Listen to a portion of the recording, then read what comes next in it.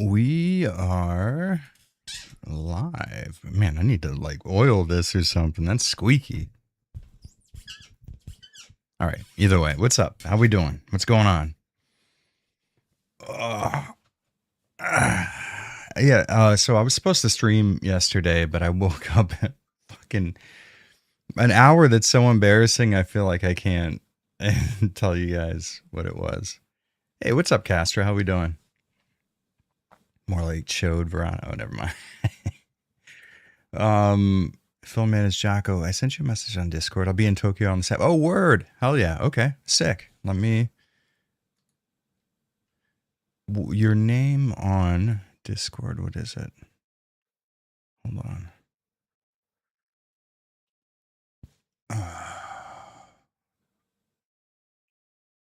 I tell you what. Film man is Jocko. Send me one more DM. I have a lot of them piled up, and I don't know which one is you.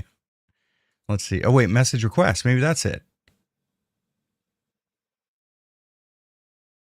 Okay. I think that's it. That's it. All right. Word. I'll keep that up. Okay, I found you. All right, sit. Word. What's up? Oh, Cookie Boy, what's going on? How we doing?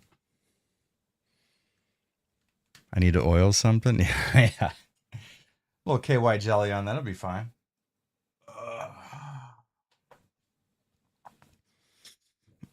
Island of Elites, experimentation and twincest. Welcome to Code Veronica Incespective.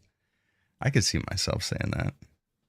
Is that an energy drink? Yeah, why? Is that King Grogu? With your macaroon obsession, you're going to get upset with me about energy drinks? How dare you?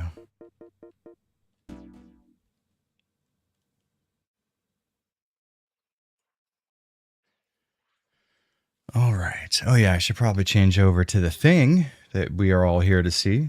There we go. Hell yeah. We're in. Do you think the undertones between the twins will be cut out of the remake? Yes, 100%. There is a 0% chance that any of that stuff makes it into the remake, sadly. It sucks, but, you know, what are you going to do? All right, so here's the problem. I only have disc 1.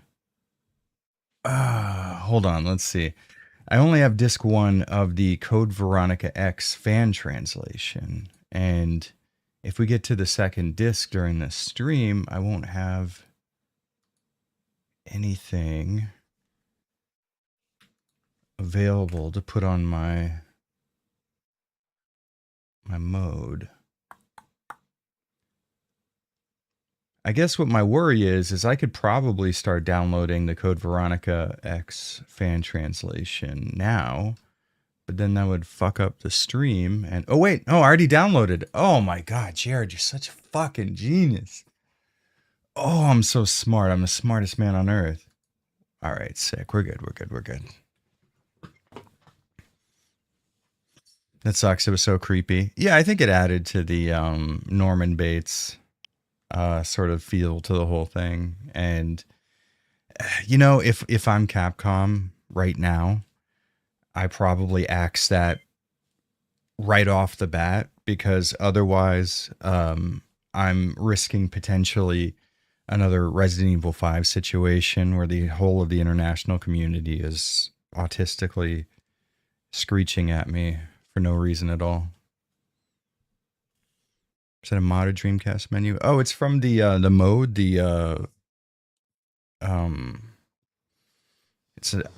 okay, so it's an optical disc emulator.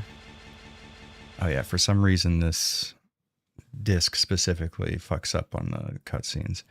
It's optical disc emulator, but I don't know why the mode is called the mode. I know the ODE part of it is optical disc emulator, but I'm not 100% on the M part. But anyways, yeah, it's the mode, which is an optical disc emulator that lets me. And then I have to use, no, I want an X edition. There we go. Lets me load ISOs and stuff. I was in a shop last night. My friend found faux energy drink cans hiding fleshlights, red balls, and mother lover. What are red balls? Oh, red balls and I get. Okay, I see. Did you hear about the Silent Hill 1 PC port? Oh shit, Chip Chat. First off, thank you for the $2. Second off, I did not. Hold on. This is some shit I've not heard of. Let's type that into the old Google machine and see what happens. I want Wesker 2.0 Xeno to grab me like Wesker does Claire. Thank you very much for the $5, Regan. Much appreciated. I think we all probably want to get choked a little Wesker-esque, you know? Slap a guy's sunglasses off of him and have him give you that look. That I know I have glowing lizard eyes underneath this. Oh, I see. Okay, so it's a decomp. Word? Okay. Hell yeah, that's sick. That's so dope. I'm so fucking very, very much on board with the decomps and recomps. Very cool. That's awesome. Red balls with the Chappelle Show drink. God, I miss Chappelle Show. That was a good time.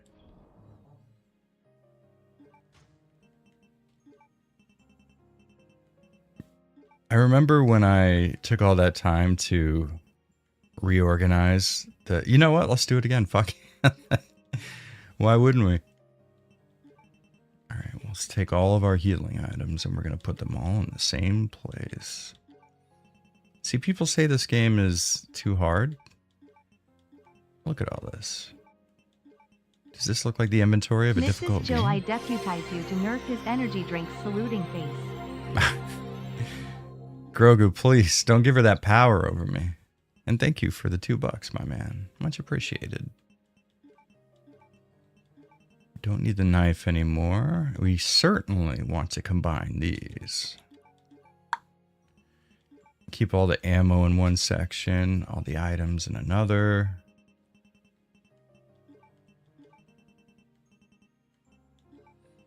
Yeah, I don't know. It's kind of strange. I don't want to keep banging on this drum, but it's just weird that this game is seen as being so difficult, but I'm like, I'm item mogging this game. There we go.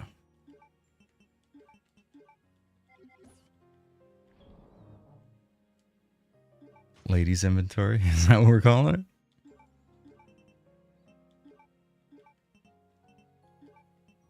I don't have the lockpick yet. Okay, let's get these together.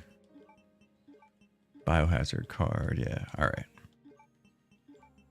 All of our puzzle items in one spot.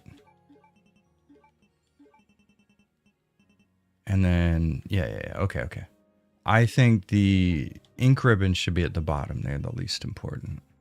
They are usables, though. See, this is what goes through my fucking head. Alright. We would take the knife. Knife obviously goes down where the weapons are. But because I didn't think this through, I'm going to have to do this.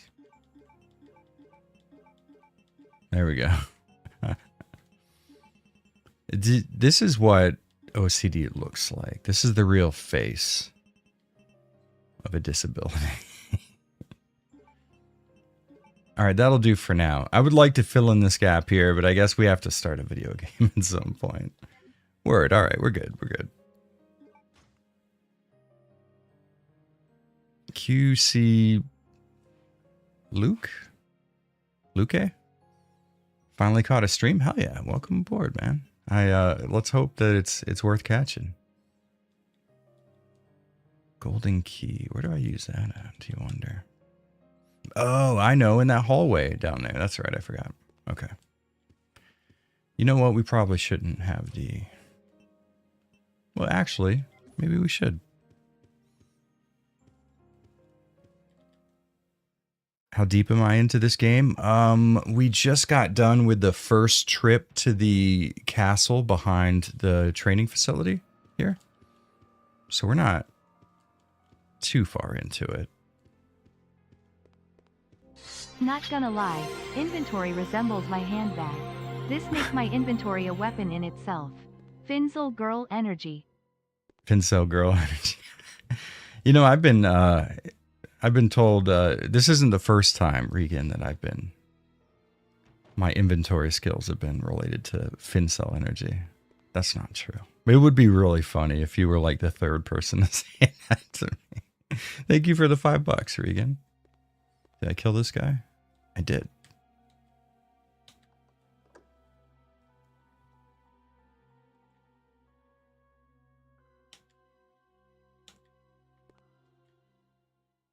Oh, fuck. Wait, don't use the key. Why, Torch? Oh. Yeah, well, to be honest, this is the only puzzle in the game that I really struggle with. And I won't lie, I will look up the solution to it because I have PTSD with this puzzle. Very interesting story. So I don't know if you guys remember, this is back in like the early 2000s when they still had these services where you could like sign up to some service of some kind, and then the company would send you like so many CDs a month or something.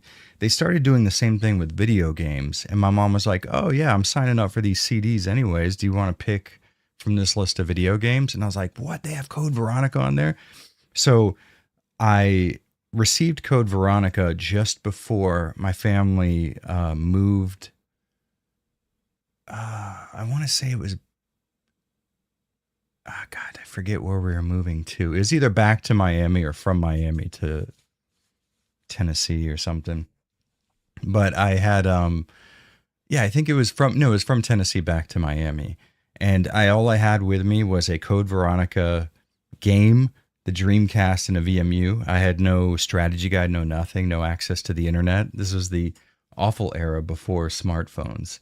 And I had to figure this puzzle out on my own, and it was fucking terrible. Painting puzzle?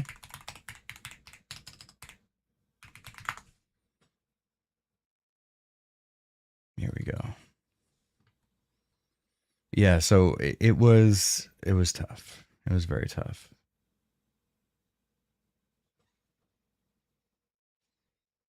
All right, let's try this.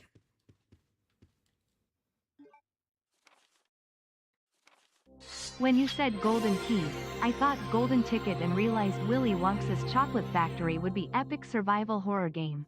Actually, like Rule of Rose. Yeah, unironically, it was already kind of a psychological horror type of deal, right? I could see that with like a PS1 aesthetic. Holy shit. Yo, how sick would that be? Fuck. That is a really smart idea, Regan. Thank you for the $5. So it says in this order: woman, man with 2 babies. Is this what is just woman? There's got to be another descriptor, right? She's a beautiful woman. Come on. What the fuck? She has a T set. All right. We want the woman, man with 2 babies. There we go. What else has been going on in the world? What's been happening? What can we talk about today? A man with a teacup. And we know what that means. It's a euphemism.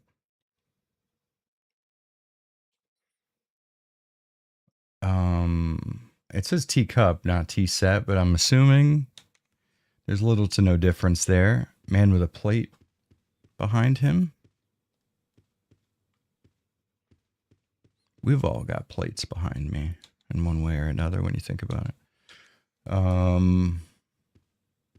Man holding a paper inconspicuously. I pitched the best survival horror concept. Smile.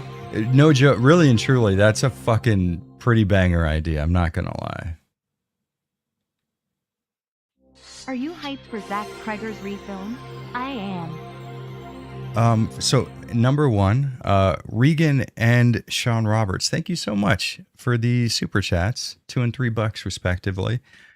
I will say, Regan would genuinely, this is not a joke, that's a really fucking good idea. And for Sean Roberts, man, I'm not gonna lie, I think it'll probably be like a good zombie horror flick. But to be completely honest with you, I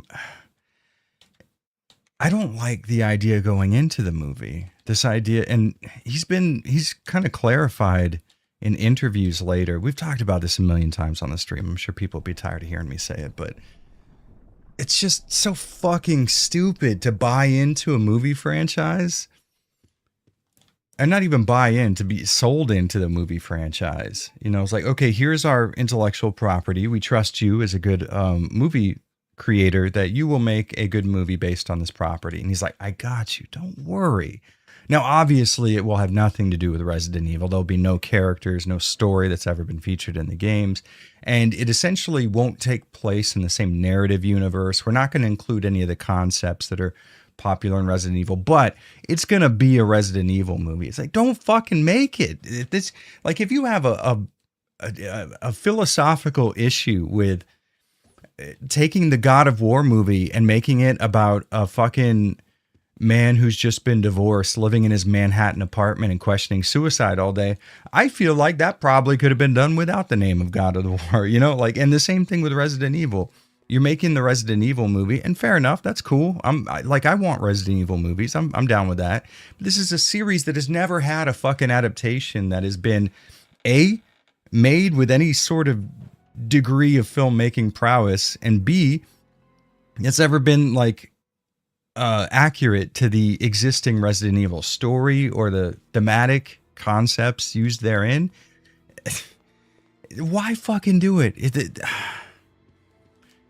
Like, I don't fucking get it. I really don't. I don't understand this concept that Hollywood seems, and the same thing with that fucking, what is that goddamn idiot's name? I believe he's from Spain. The actor who played in, I know King Grogu, tell me his name. He was in The Mandalorian. The fuck is his name? Pedro Pascal. Listen, man, he's a cool actor. I loved him in that one show about, what's his face? The cocaine dude from Colombia. Oh, fuck, I forgot. Every fucking time, Jared. You know what? Let him kill me. Fuck it. I remember you liked my obscure pitch of Spencer School in England with a lab underneath and the students are being experimented on. The comics show the tyrants were made from teenage cortisol. Whoa. Really? Is that for real? That's fucking... I mean, listen, like, I'm not trying to hype you up or anything, Regan, but that's a really fucking... Genuinely, that's a good idea. Oh, that would be such a cool... See, you can make a movie about that. All right, Regan, here, perfect. Let's say Zach Krieger said, like, I want to make a movie like this right here. It's a Spencer School in England. There's a lab underneath. Thematically speaking, that would work as a movie in terms of a Resident Evil property. And also, that would work as like an interesting concept that maybe people... Oh, from Chile, sorry. You know what? Interestingly, so his Spanish accent when he was in Colombia sounded so European, I assumed he was Spanish. That's interesting. Pablo Escobar, yes, thank you. Yeah, Narcos, Castro. Yeah, that's it. I'm forgetting everything today. I'm coming off of a medication, and apparently one of the side effects is a bit of brain fog and not being able to fully access your vocabulary. So if I sound stupid, it's because I am. Anyways, like, he had the same thing when he was going to play... Regan, thank you for the $10, by the way. Pedro Pascal had the same thing when he was going to play Joel from The Last of Us. And he's like, oh, but I'm not going to be, you know, the Joel that you guys are expecting. He's like, don't fucking play the character then. Is that crazy to think about? Is it crazy to think, hey, I signed on for the character of Sweet Tooth from Twisted Metal. Now, my take on Sweet Tooth is that he's actually a guy in a wheelchair who's really struggling with being disabled in a world full of people who are perfectly able. It's like, that sounds like a fucking different movie. Maybe you should have made that instead, as opposed to putting the... Do you see what I'm saying? Am I being insane by expecting a piece of media being tied to a pre-existing property to have anything at all to do with that pre-existing property? Is that fucked up for me? I truly want to know. Am I being genuinely out of this world, just completely off base by expecting something that has their name Resident Evil attached to it to even resemble Resident Evil in a sort of a facsimile of what we would expect? I'm so fucking sick and tired of video games and movies. It's people who are trying to get in on a burgeoning, not even burgeoning, it's already fucking blown up, the scene as far as video game. Like, we're already making in the gaming scene more money than movies hand over fist, right?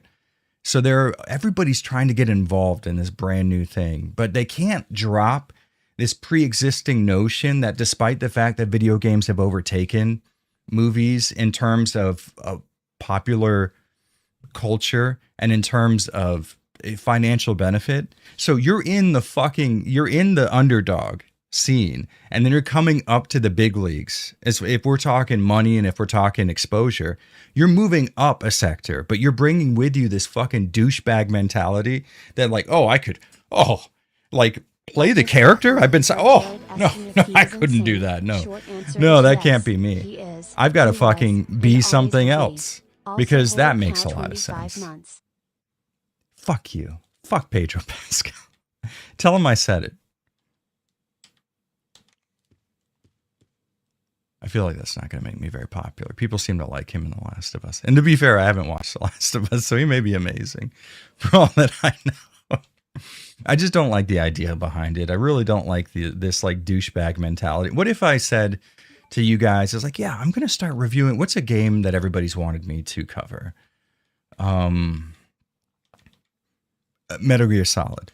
Guys, I've finally decided I'm going to do a retrospective series covering every single entry in the Metal Gear Solid series. It's going to be called the Metal Gear Solid Retrospective. Now, obviously, when I start this series, it's going to not include any Metal Gear Solid games per se, and I will be covering a completely different video game franchise. But because I've called it Metal Gear Solid, I am now creatively fully within my rights to do whatever the fuck I want. You know, at that point, you have my express permission to walk up to me on the streets and beat the shit out of me because I'm a fucking asshole. Because fuck me, that's why. Oh shit, I didn't even see that. What's up, Cockrock? What are we doing? Just got on and heard Jared ask if he's insane. Short answer, yes, he is. He was. He will always be. 25 months, right? That's insane. When are you coming to Tokyo next, dog? Fallout TV. I enjoyed the Fallout TV series for sure. I think we wanted Siren retrospective too long. Siren for sure is one of them, 100%. I think Siren, Metal Gear Solid, and Devil May Cry, those are the three big ones. Good on you. MGS is a good franchise. It is, but please don't think that I was being serious when I said that. I'm going to set people's hopes way too high. In the spirit of SHF taking place in a Japanese location, would you like to see the next RE game take place perhaps during an outbreak in Tokyo? 100%. That would be so fun. You know, what I think is Resident Evil games have sort of gotten away from, we did it again. Oh, I reloaded instead of... So now all that work we did on the inventory at the start of the stream is just gone. Thank you, by the way, Regan. Either way, though, I will watch the Resident Evil movie. I'll probably enjoy it because that guy seems to have made some really great movies in the past. So I'm interested to watch it, and I bet it's going to be like a high-quality film. I just, I'm going to have to go into it with the expectation that, yeah, it's called Resident Evil, but I'm obviously not expecting anything Resident Evil to happen. Which I think is fucked up to expect of the viewer, but I'm not going to deny myself the pleasures of this world because I disagree with them philosophically. Sean Roberts joined up as a channel member. Hopefully the ranting wasn't what got you. Thank you very much, man. Let's just in case. Are you kidding me? Do we not have fucking auto aim, Claire? All right, I'm fine with it. No. Yeah, it's cool. Because auto aim, I know, doesn't exist anymore in the world for some reason.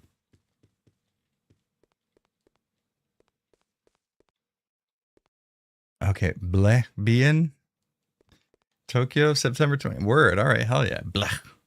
Are we talking like black metal hardcore blechs? Did I like MGS Rising? I don't think I played Rising. No? To be honest with you, I didn't finish MGS 5. Oh shit, is my mic too loud? Oh fuck, I forgot I turned the...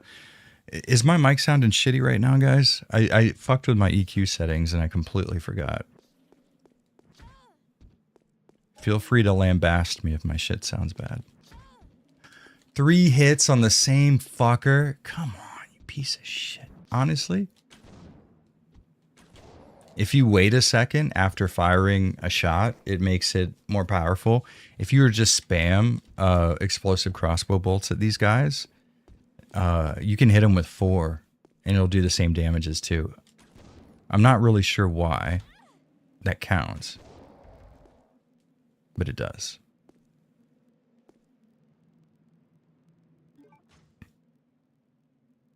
What's wrong with it? Is it sinful? Is it looked down upon? What are we talking about?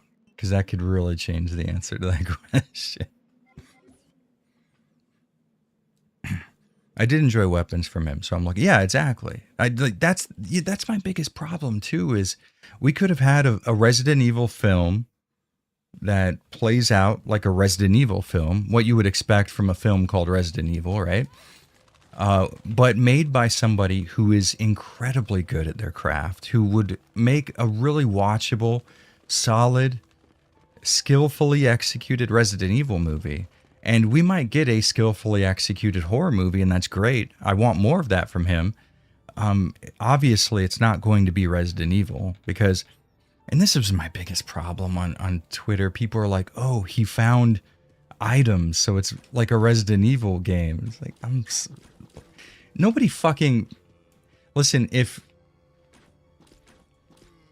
if you were to watch a Metal Gear Solid movie, you probably wouldn't want him to like cycle through his endless inventory in the bottom left-hand corner of the screen the entire time.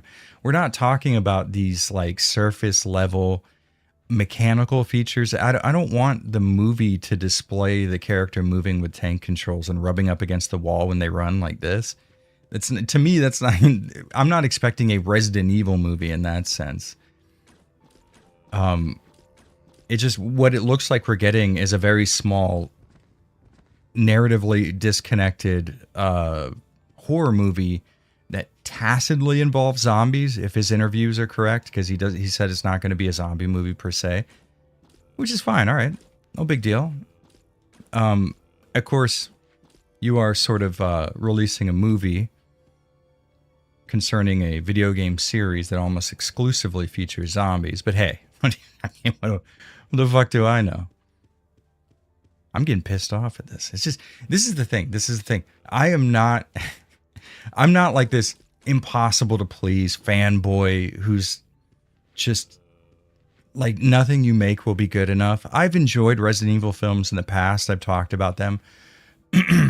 Resident Evil Apocalypse is honestly pretty good. It's just, it's fucking killing me. It's so many people from the film industry are joining in the discourse and creating media within the video game space.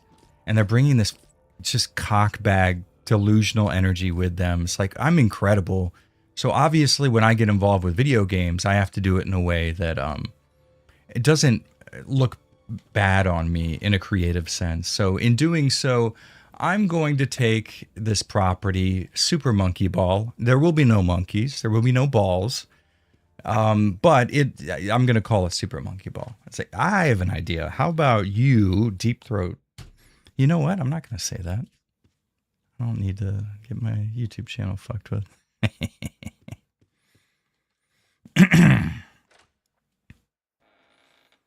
I recently beat this game blind, brute forced my way through the final boss with a knife. Dude, with a fucking knife? I'll be honest with you, I've never done that before. No zombies, I don't think I would ever attempt it. Sounds good. Oh wait, did we just get? Hold on. Oh, there it is. My bad. Oh shit, what's up, David? I didn't see you were in here. No RE, no zombies, no guns. Sounds good. Honestly, sounds like my life in Tokyo is what that fucking sounds like. Barbarian. Which one was Barbarian? Remind me, because that sounds really familiar.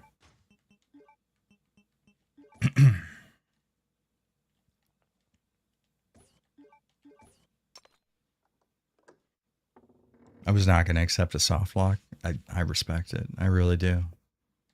I'm with you. Don't say deep tea cuz don't knock till you try law. You know, honestly, I do not think that I would be good at that. I feel like I gag way too easy. I heard a thing, a buddy was telling me that if you like grab your thumb or a finger or something, they won't gag. We were on a group call with a buddy of ours, Nico, and we were just like joking around about it, but none of us had actually tried it before. And then he tried it, and then he had to like disable his webcam because he started puking. So I guess he gags way more than me. Good times. Oh, am I stupid? Did I come here to... What am I going to do with the music plate? I forget. What about the RE anime / cartoon? I like them. I mean, I'd be fine with it. Resident Evil anime.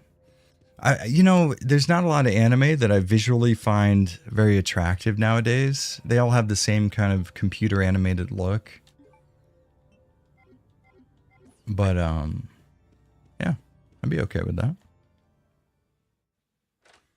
Why was he telling you that? There's no way anyone's going to believe me, but it kind of came up apropos of nothing, I swear. It just like, he was like, yeah, I heard like if you do this, that you won't. And I was like, I don't know, maybe is that true?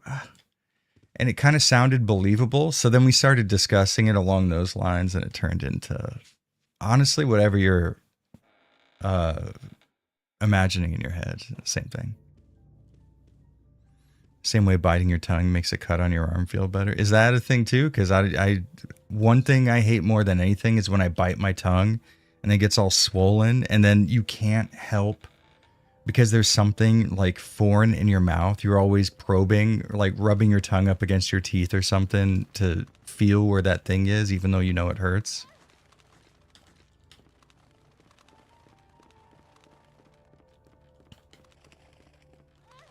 Every time, right before I get to the fucking stairs.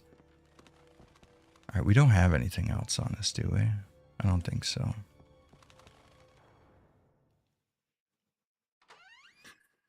That entire rant you went on really encapsulates how I feel about a lot of comic book movies. Most of the directors make these movies these days haven't even bothered to read the comics they're adapting. Yeah, 100%. And it's okay. So I'm torn, because I do think that there is a separation between somebody's skill as a director and their potential interest in a property like a comic book or a video game. I guess I can understand if Pedro Pascal was to come into the Last of Us role, having not necessarily gotten into the video game or something, and he was like, listen, I'm not an expert, but I've had, you know, I've watched, you know, the cut scenes from The Last of Us, and I've really tried to adapt Joel's personality into something that I'm physically capable of portraying in the show. I think that's fair enough, right? But it's not just that they haven't read the comic properties, it's that they haven't read the comic properties and they've already developed an idea for the story in their heads. So at that point, for example, the Age of Apocalypse movie, it was not the Age of Apocalypse, right? The comic run, the Marvel epic. I think I would have enjoyed very much more the Age of Apocalypse to have been present. But it's that attitude. It's the attitude of like, well, I don't have to like make what it is. I'm just saying the name. The name's enough, right? No, it's fucking not. Kiss my fucking ass. I hate that this like mentality of, well, I'm so good. I don't necessarily need to make like something that is Resident Evil per se. It will just have the name Resident Evil, and that's good enough, right? Because that's really why we play these video games, not necessarily because they have interconnected themes that are reliably showing up in each property. It has nothing to do with that. We find the name Resident Evil to be attractive enough on its own. Fuck you. Kiss my fucking ass.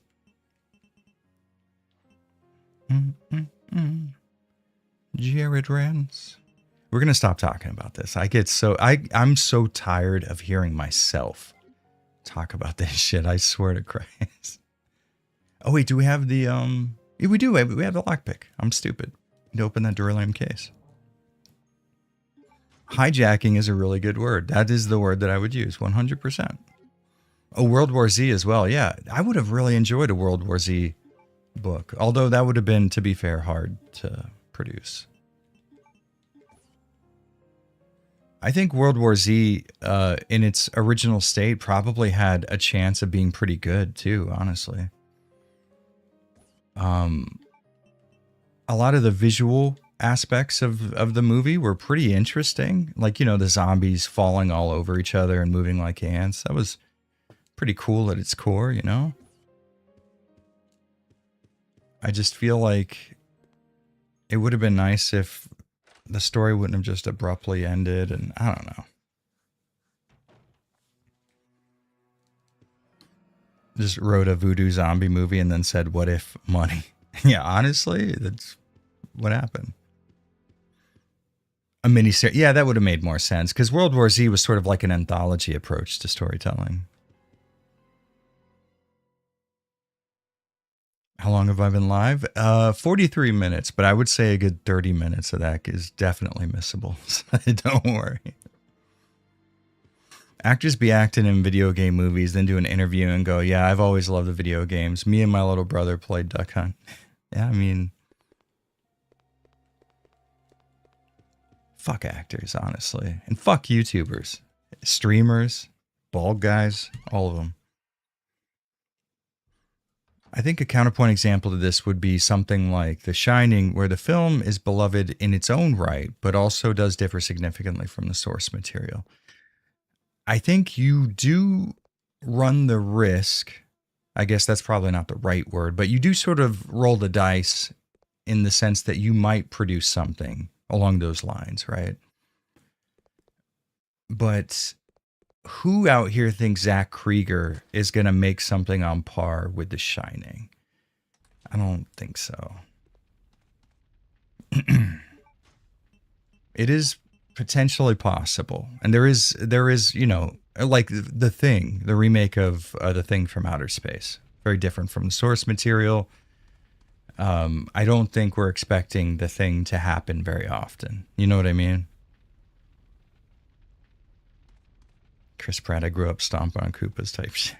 I mean, to be fair, in his defense, in that role, it's fucking Super Mario. It's ambivalent. It's everywhere.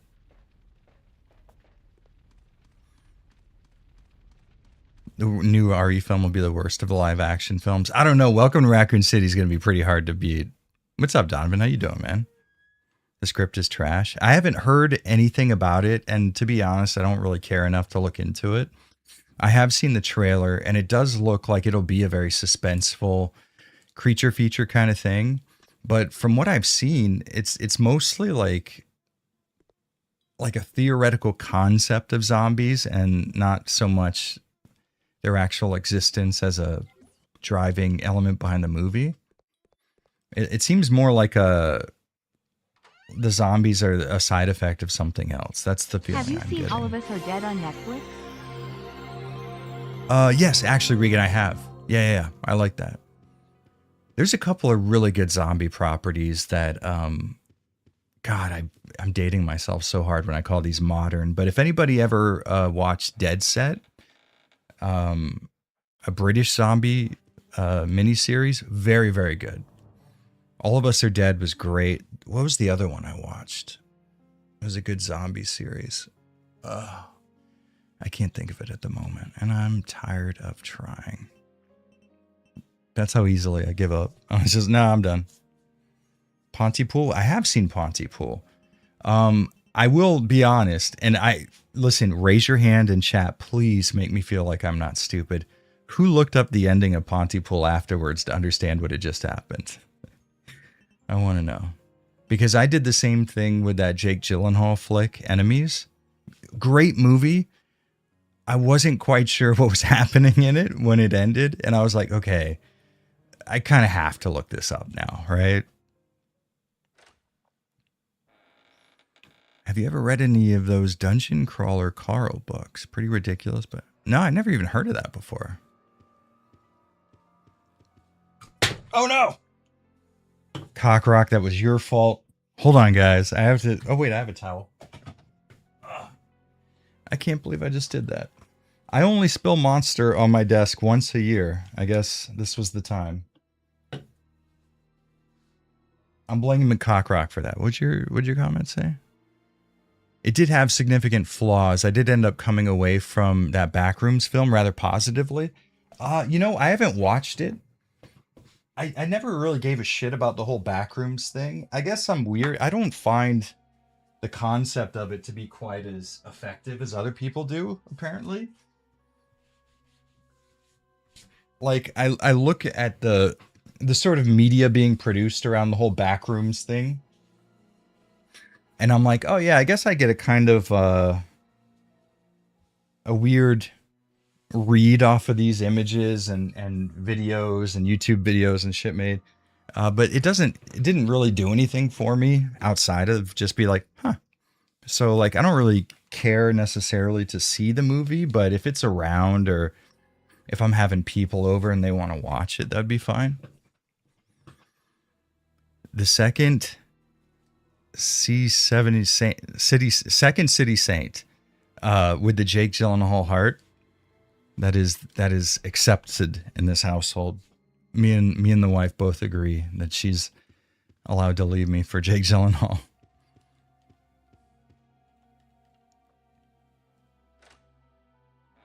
Wipe it up on your fluffy cats. I just last night, you know those little scrapers that take fur out of like rugs? I went to our big ass living room rug and scraped up an amount of fur that filled my entire vacuum cleaner's little cylinder thing, is reservoir for lack of a better word. And I got done and I was dripping sweat. It was so physically strenuous. It fucked me up so bad. So I'm kind of mad at my fluffy cats at the moment. They're too damn fluffy.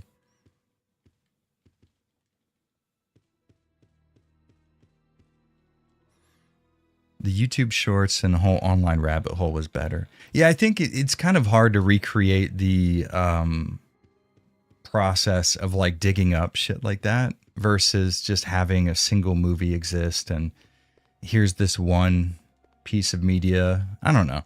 It's like I like the SCP shared universe, I guess.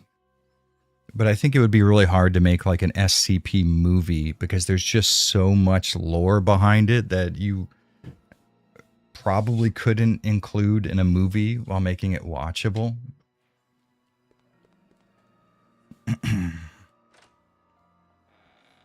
should assemble another cat, yeah, for sure.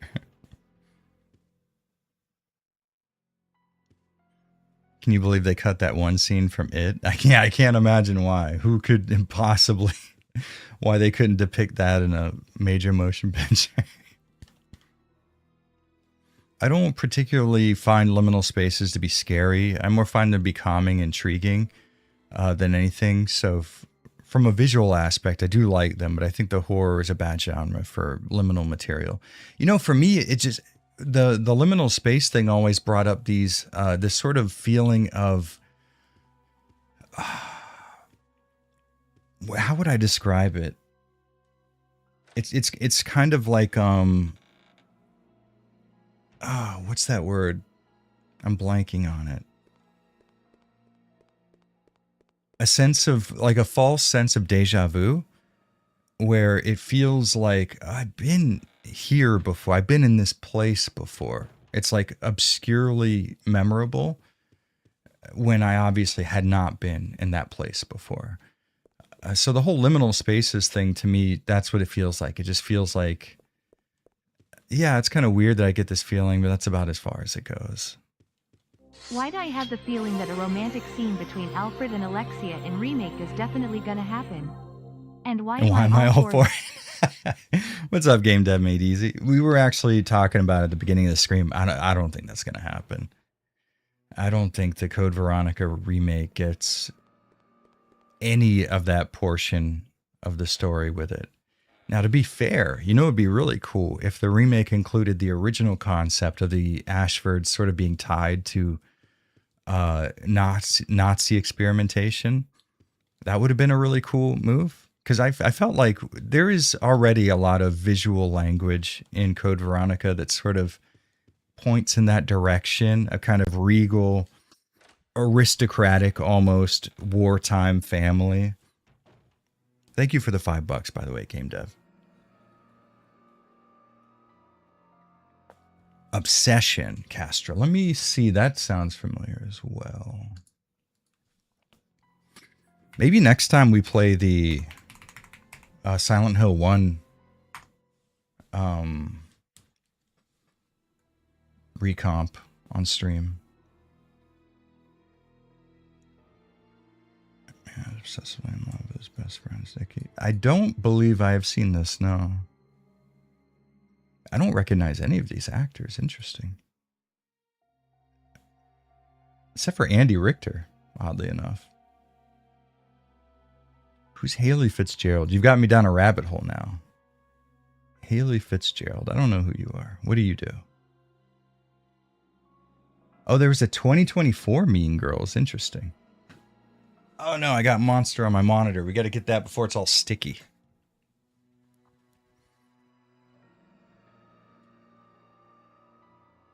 There we go. We're good now. Sir Veronica. Oh shit, Audition. Okay, that's high praise. I'll be honest with you though, of all the Miike films. What if in Veronica remake, they lean into the body horror and Alfred breaks his own nose to mold his appearance into Alexia in a bathroom mirror? I would be 100% for that. I think he's a really interesting character. It would have been nice to have seen Alfred focused on a little more. It wouldn't make sense for the game because he's an antagonist, and it would be weird for us to switch perspectives from Claire to Alfred often in the game's story. But it would have been cool to follow Alfred a little further and maybe interact with a little more his obsessive personality and how he's gone so far as to try to recreate the existence of his sister in her absence. It'd be fun. Thank you for the $5, by the way, Regan. You know, I'm forgetting what I need to do with this thing. It's bothering the hell out of me. Okay. I'll look it up. I've forgotten what to do in this game, and I just got done calling it easy, so. Music. What is it, like a play? What the fuck is it? All right, here we go.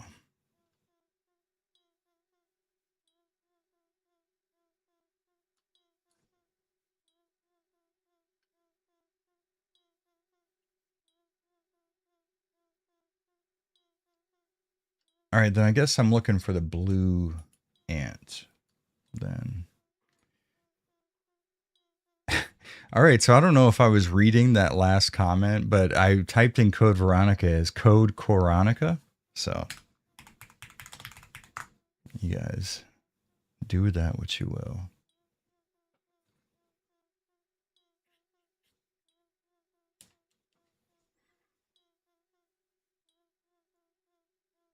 Oh, okay, I need the piano roll. All right, I remember that.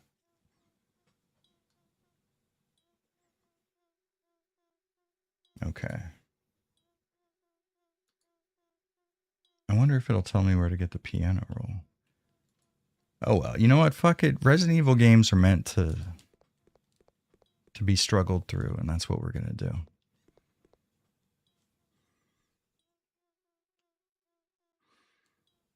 Ever notice how Silent Hill 1 is basically the movie Commando?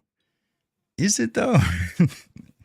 David, I'm going to need you to really lay that one out for me. I might be with you, but dumb fake twist for Code Veronica remake. The Ashford twins end up being Dante and Virgil. Capcom tries to reincorporate the original RE4 lore. Here's the thing.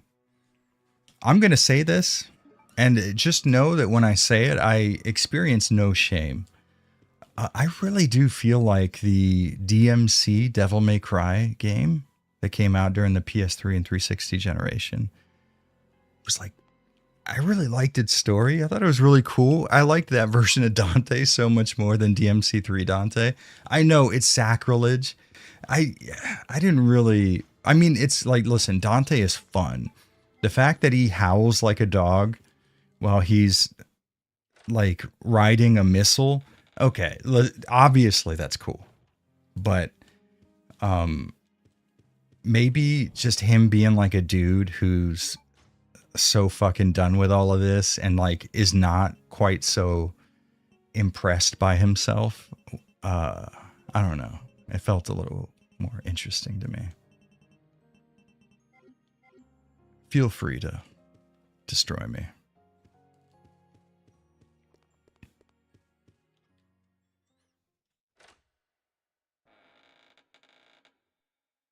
And code coronavirus again.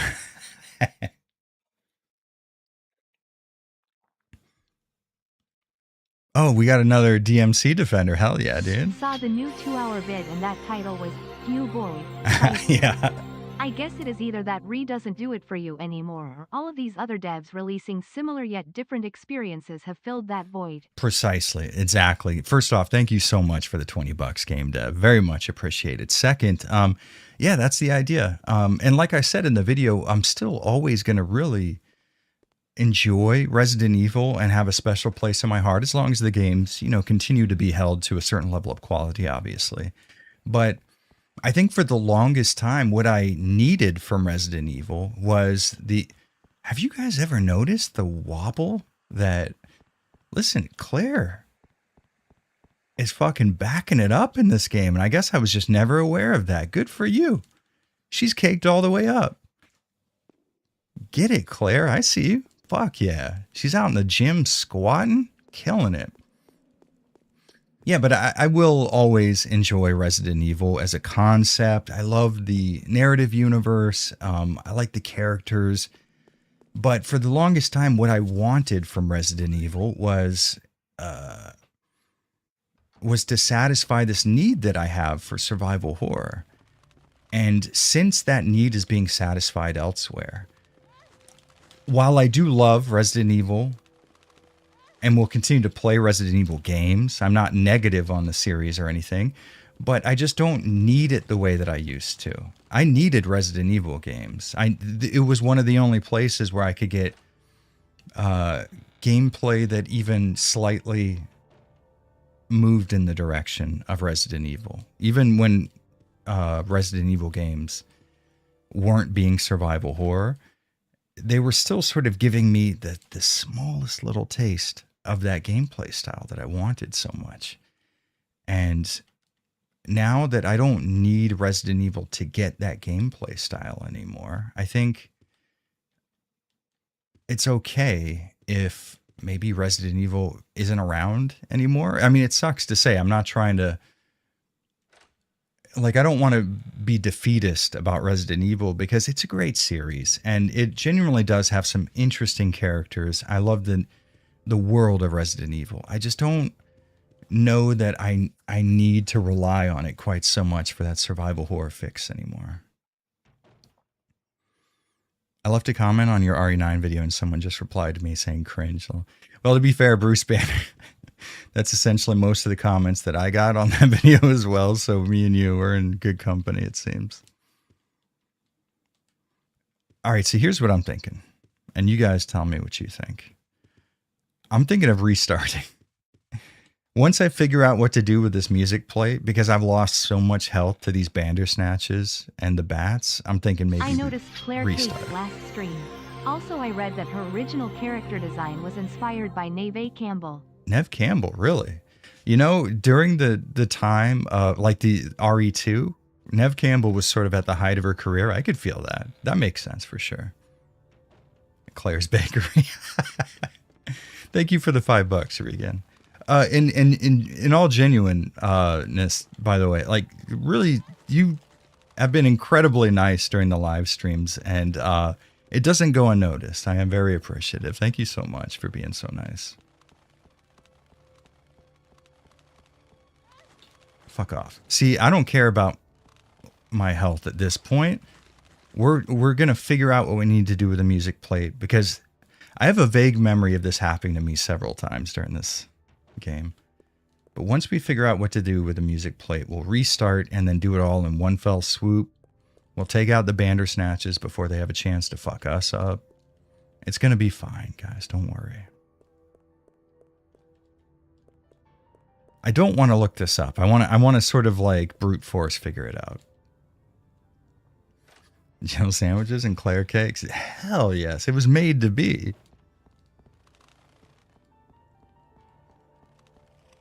Yeah, restart. I want to watch from Jump Street. Listen, if there's one thing you don't have to talk me into in this fucking world, it's restarting a fucking playthrough. I don't know what it is. There's something, I think it may have come from survival horror, to be honest. There is something about my approach to playing video games where it's, man, it's so hard to fight the urge to restart a bad run. You know what I mean? Maybe it has something to do with the fact that I play mystery dungeon games. There's just some sort of something that pushes me to re-roll and see what I get. Jared, so is your biggest problem with the film that the main character isn't an already existing RE character? Oh, for RE? No, not so much. It's all of the information that Zach Krieger has given on how not Resident Evil it's going to be, and how he's not going to follow any existing storyline, and how it's not going to necessarily be based in the narrative universe of Resident Evil, and it's not going to include a lot of thematic elements from Resident Evil. Over the course of, I think, 3 interviews that I've either read or had summarized to me by other people, that has been the case, and that's fucking retarded. I feel like I'm not that guy. Like, I'm not such like a wild ass fan where I'm like, no, it has to be precisely the way it was. Like, listen, artistic interpretation exists, and I'm okay with it. But once you go past a certain threshold, it becomes, you're a cunt. Don't do that. Just don't sign on for the movie. That's the thing too. Is like, he's not working for somebody. He wasn't given this on his desk. He's got a stack of papers, right? And then Capcom walks up to his desk and goes, by the way, get this finished. He chose to move in this direction. He's like, hey, I want to petition Capcom for the rights to their IP on a temporary basis so that I could produce my work, you know? And in doing so, his inspiration was nothing, apparently, because it has nothing to do with Resident Evil outside of the fact that the vague sense that there are zombies included. Oh, no, I know he said that there are zombies in the movie. What I was talking about before is based on the trailer. It didn't seem like zombies played a massive individual role, but instead were the side effect of something else. But it seems to me like he just wanted to make a zombie movie. And there's a big difference between Resident Evil and like Night of the Living Dead, right? These are both properties that we can all agree have similarities, but I mean, you know, come on. So, like, my issue is nobody's forcing this guy to do this. So it's not like he's making the best out of a bad situation. He came into this willingly with the idea that he was going to do this really stupid shit. And from the start, he was just like, yeah, this is the way it's going to be. And it's going to be super dope. I'm just going to fuck off for a while and get paid for it.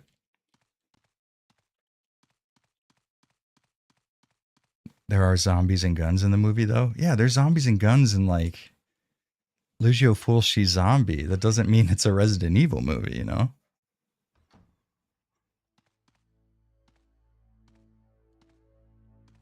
Rage Bait RE, not RE movie.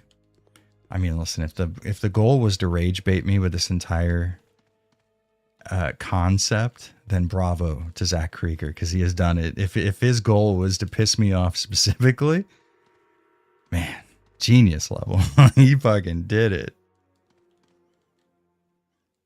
Anyone want to buy me SH4 on Good Old Games? Chip Chap, listen, I want you to know that I'm saving you by not purchasing Silent Hill 4 for you. It's not that Silent Hill 4 is a terrible... Well, actually, Silent Hill 4 is a pretty bad video game, but it's a pretty good story. Trust me, though, you'll get to a halfway point with Silent Hill 4 and then put it down, and you will have had a much better experience than having finished it. Hashtag not my biohazard.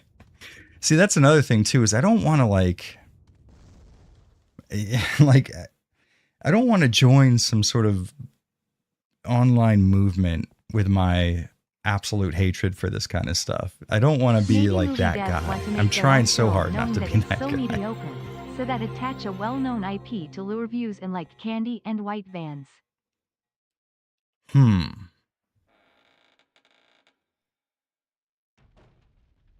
You know, I think there might be the potential of some truth to that, Regan. Thank you for the $5 again. House of the Dead graveyard action bullet time sequence and gunplay. That's all I'm asking for. Is what did she do? That one character in the first House of the Dead movie, she like jumped in the air and fired a shotgun, and they felt like it needed to have the Matrix circular camera set up for it. It's a shame Zach Krieger isn't adapting the series faithfully. Watching his previous movies, exactly. He could 100% nail it. And he's a good filmmaker.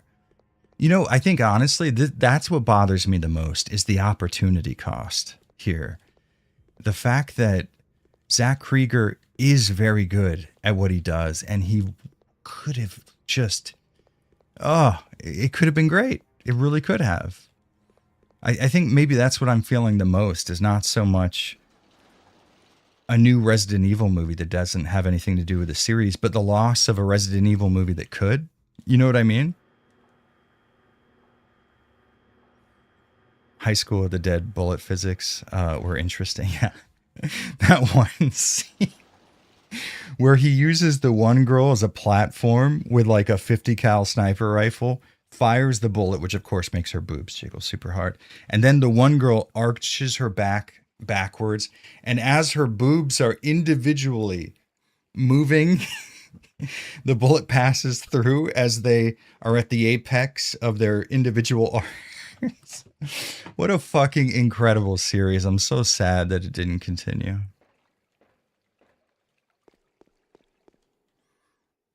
Make Steve a fuckboy with broccoli haircut. I think there's no way of escaping that. It's going to for sure be the case. Oh, that would be so sick. Instead of saying he's sorry, he'll talk about how shit's bussin'. Oh, God, it'll be so fucking good. We could do this. This could be us.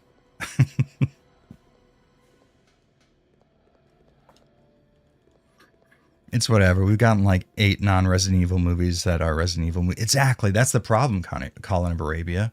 We have gotten that many non-Resident Evil movies. Why can't we just get one? You know what I'm saying? Even Silent Hill. The Silent Hill movie, you could certainly argue, was a massive departure. It's not even like you can argue. It's a fact. It's a massive departure from the story, but it's also a really good movie that at least includes thematic similarities, right? Whereas the Resident Evil movies are kind of more just awful in every single way. All right, so maybe we get the biohazard card. Let's do this. Let's restart. I don't know if there's no in-game reset. Okay, hold on. I have an idea.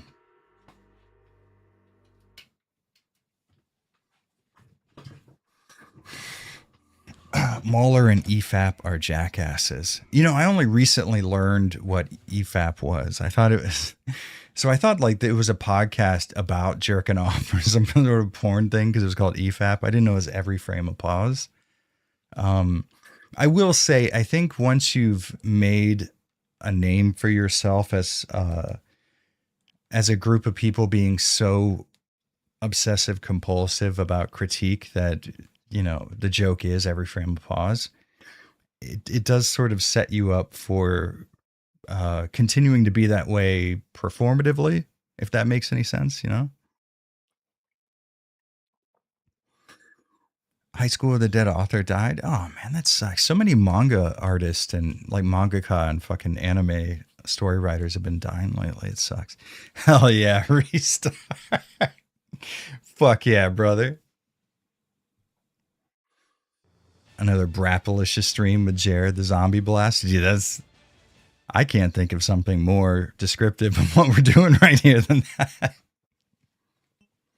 Hell yeah, dude. Jared wearing green screen shorts. How'd you guys see my green screen shorts? These babies over here? These are my favorite shorts, by the way. Jack Black, hopefully in the new Resident Evil. Dude, I'm so sick and tired of Jack Black. You know what really bothers me? This is going to make me sound like such a fucking asshole. So I'm really going to preface this in a way that's going to hopefully mitigate the negative, the damage this is going to do to me. I hate Jack Black because I think he's probably going to die pretty soon based on how wildly obese he continues to get and how hard it is for his body to contain the insane amount of fat that he has developed. Like his stomach is distended and it feels like he doesn't have much time on this earth. And that really sucks because he's a funny guy with a lot of talent. And I think he could do well in dramatic roles also. And I don't want him to die. And it really fucking sucks that he probably will. And it'll be from very avoidable consequences because he couldn't show even the slightest bit of self-constraint. Now, if it was just him, I got nothing to say. If you want to live your life the way you want to live it, that's fine. But like when you have kids and stuff and you have a wife who loves you and people who would be so negatively affected by your passing, not fans, but people close to you, I think you have a responsibility in this world. If you are surrounded by people who love you, that genuinely want to see you do well, and then you just die and you leave a hole in their lives for how long? I don't know. It just bothers the shit out of me. And Jack Black seems to be such a, like an energetic ball of light, and you just want to see him do well. And then you see how he's become just unbelievably obese. It's like, fuck, man, you got to do something about your shit, because he seems like one of the guys who's not going to take any action about it till the doctor gives him the news, and by then it's too late. You know what I mean? Countless people die because of that. Yeah, they do, and it fucking sucks every time. It's awful. It's such an avoidable thing. And listen, this is coming from a guy, right now I'm like 230 pounds. I am a good degree overweight compared to how I should be. So I'm not coming at you from like, where like I was born with these great genes that allow me to stay skinny no matter what I do or anything like that. I'm not in great shape at the moment, but I am in the process of dieting and going to the gym every day. And all of you guys can do that too. And so can Jack Black, because he basically is unemployed for most of the year. That upsets me. It upsets me to see people let themselves go and to fall into a path that leads them directly to the grave. I would rather see somebody start up a drug addiction than I would see them turn obese, because I feel like the chances of getting over a drug are far better than the chances of just changing your lifestyle to the point where you can exist as a human being without being obese. And John Cena can't see these shorts coming, boy.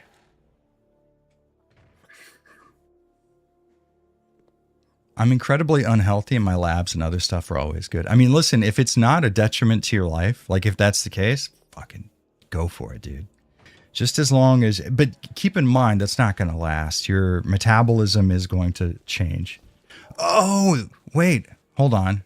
This is a thing maybe I was supposed to be doing. Ah, that's okay. Wait, this is where. That's right. Okay, I can't get back in here. Never mind. I saw this and I was like, oh, a new thing, but I don't think a new thing.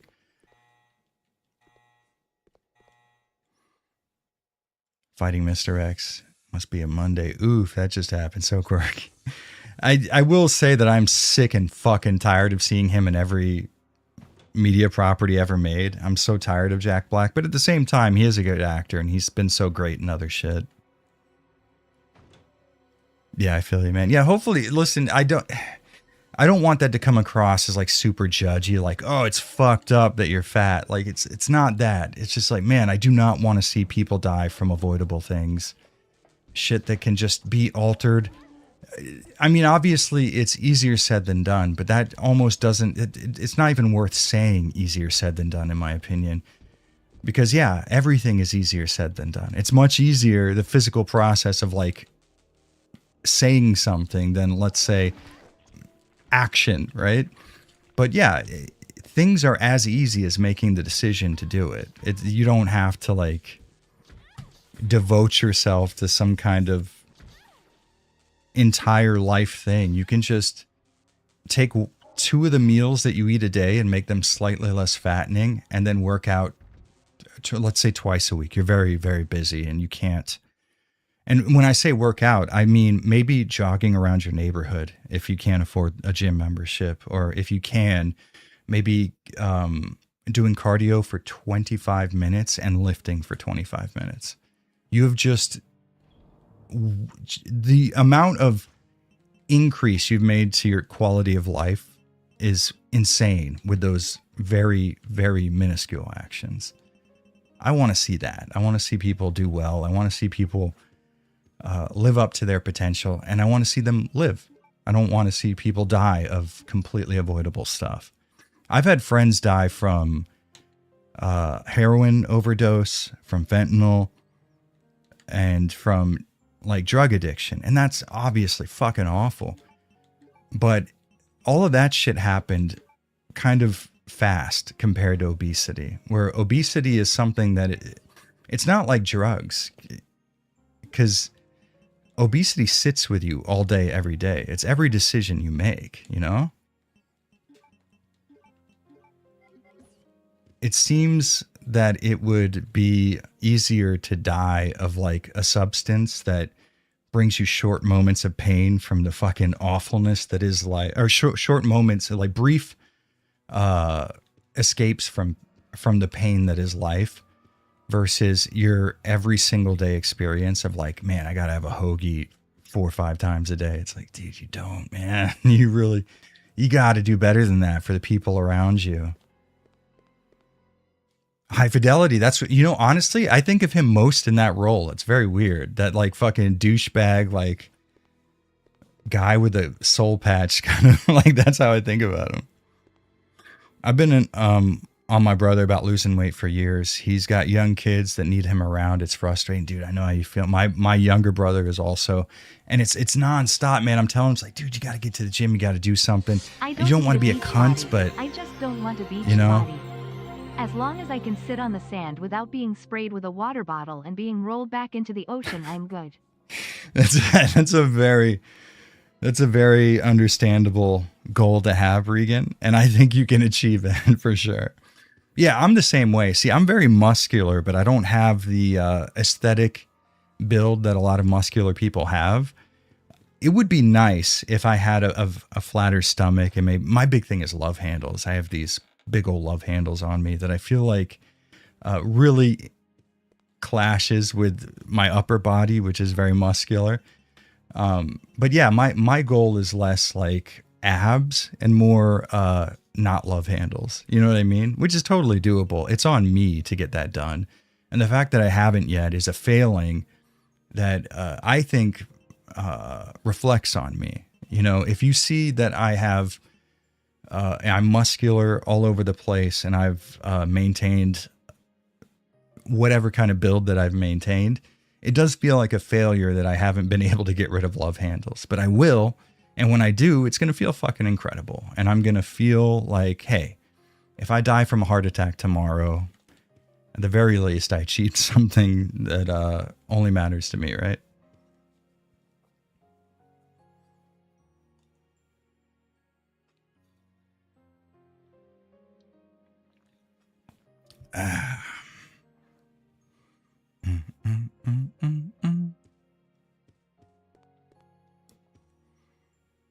I wish I didn't have as much self-preservation as I do. Dude, listen, self-preservation is it's gonna get you through life, man. All right. I have to think. What do I do with it? All right. Let's look it up. Fuck it. I'm tired of being lost.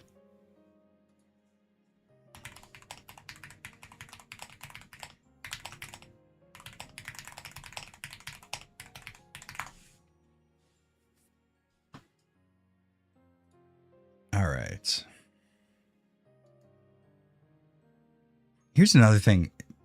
People, when English is their second language, every time I read a post that says English isn't my first language, please excuse me, I end up reading such proper English that I would never be able to achieve myself. And it really bothers me.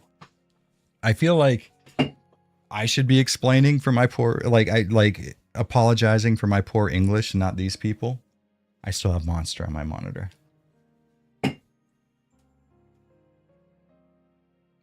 This spill is going to be affecting me for a long time. I bet a month from now, I'm going to see a little dot on my monitor and remember exactly where it came from.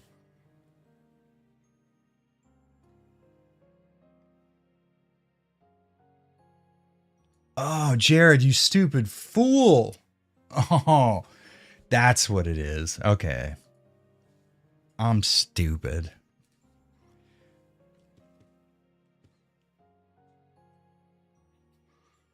Oh, shit. Rhinelock 11. I lost 60 pounds and got to therapy. Fucking good for you. Hell yes. If there's one thing, there's a few things we celebrate around here. Losing weight, learning languages, and getting your head straight. Those are the three things that are like, fuck, you have achieved something there. You know what I mean? That shit's for real. There are things you could do with your life that who gives a fuck? Hey, I got a new haircut. I did whatever, but I lost weight. I learned a language, or I got my fucking head right. That's the real shit. You can restart a spill. You can't? Oh, no, I can't. That's the biggest issue. That's a fucking problem. Oh shit, Piss Offerson. Fucking sweet name, dog. That solidifies it. Let's restart. God damn it. I've become a meme of myself.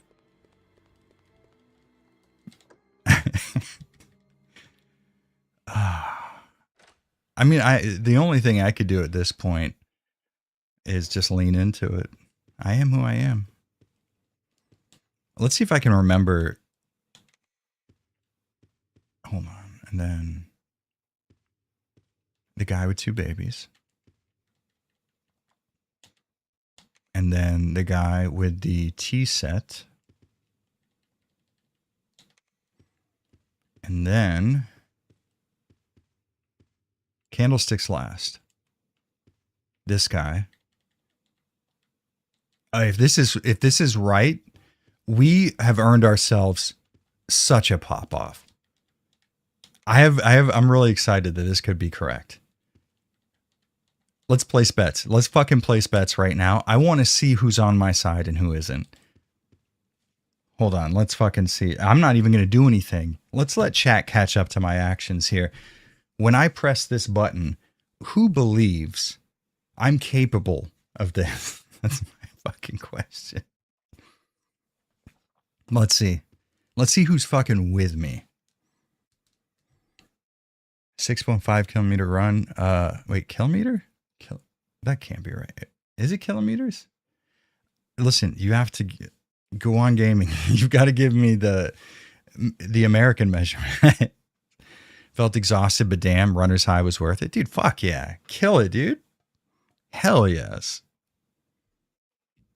If Jared had a JoJo stand, it would be one that would allow him to restart even in. Oh my God, how fucking cool would that be? You have a really awkward interaction, you restart it with saying all the right shit.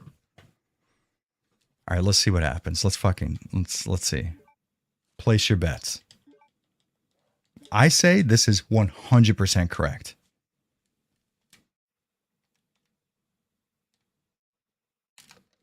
Dude, fuck off. Eat my ass. I'm the best. No one's ever been this fucking good before. God, I'm the smartest man on earth. None of you can touch me. This is probably the greatest achievement I will ever have in my entire life. I always want to see you fail puzzles. Listen, I don't blame you. I need it. Did you see how much confidence I have? I need that taken care of. 2 miles? Okay, see, 2 miles. There we go. See, David, from now on, David, your job will be to convert the rest of the world's measurement systems to Patriot miles or whatever. MySpace Deathcore always wins. That, you know, that's so strange. I've talked about this before, but MySpace era deathcore is blowing up in Tokyo right now, and it's wild. 5 minutes from now, I need to reset. Well, I mean, listen, if something bad happens, I can't be blamed for that. Thank you for the $2, Game Death. I thought we were going to do a for real poll. No, listen, because then you see what you want to do is you want to ask the question, see how people respond. If you do the poll, you're forcing the answer, I think. Some people who might not have supported you otherwise might see that yes is filling up fast and they want to be part of that. Lol, so proud. You should be. You should be very proud of me. I'm finally growing up. I'm turning into a big boy. All right, so maybe, all right, we head into the castle with a red ant a little later. Yeah. This is what we're going to do. This is the way.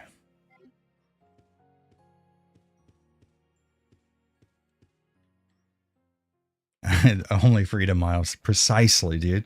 I need things explained to me in the language of the founding fathers and only that. Do you do any cardio, Jared? Yeah, honestly, for the last few months, I've only done cardio. I haven't lifted in a very long time. I've been more focused on weight loss than muscle gain because I keep a pretty high protein diet for the most part. And this is not a humble brag at all, but I'm almost surprised at the amount of muscle I'm able to maintain when not lifting. But I lifted for like 17 or 18 years straight. So it does make me feel good that all that shit doesn't go away immediately. So now I'm trying to lose a shit ton of weight, and then maybe my physique will be a little more Jared aesthetic and a little less strong. And bitch about the missing save room theme music. Honestly, Game Dev, yeah, that's 100% accurate. That's me, dude.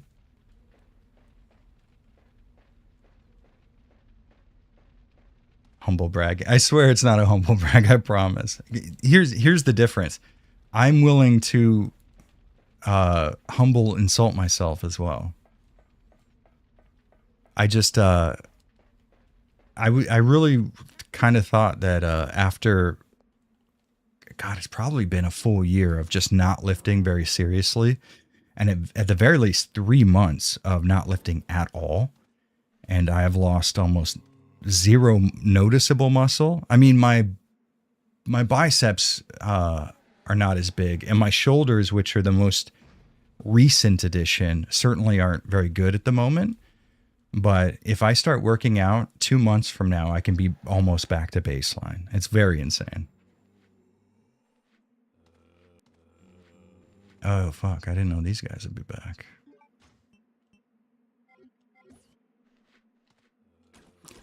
So here's what we're going to do. We're going to pretend the stream didn't start like an hour and a half ago. And this is the real run.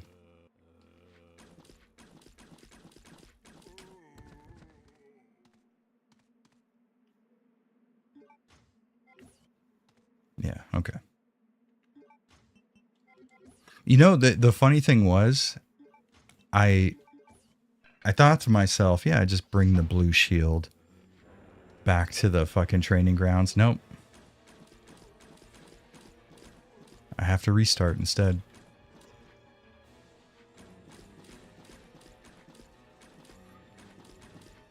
I don't think it matters which order you place priority, but protein, carbs, healthy fats. Yeah, you know, I think my sort of general taste in food, how should I say this? It biases me towards protein. So I'm really lucky on that front. But one of my biggest failings is, man, I love carbs, empty ass fucking carbs with no protein. If it's a bakery item, I'm fucking all over it. You can't get me away from a pastry. Impossible. Always be mogging. That's me. It's just nonstop mogging.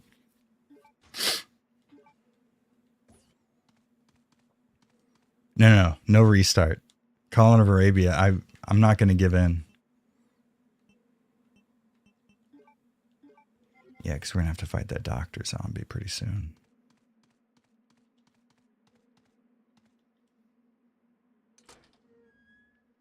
My new job has helped me lose 8 kilograms, damn, and really tone up. My job is my gym, and the food provided is portion and calories control. Fair enough. Hey, if it gets the fucking job done, it gets the job done.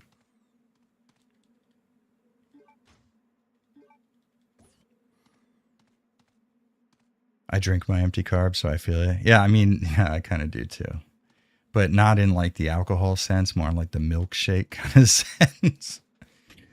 Like if there's a really good, like a Starbucks style coffee where it's just nothing but a bunch of floofy ass cream and stuff, dude, I'm all about it.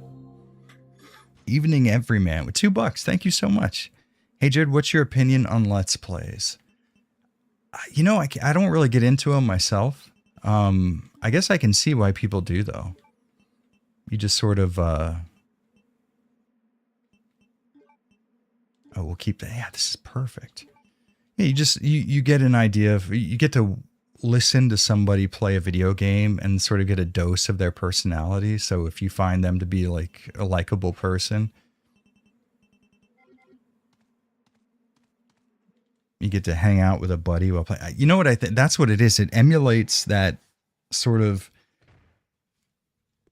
that experience that we've all had of just sitting in a room with our friends playing a video game, talking shit, you know?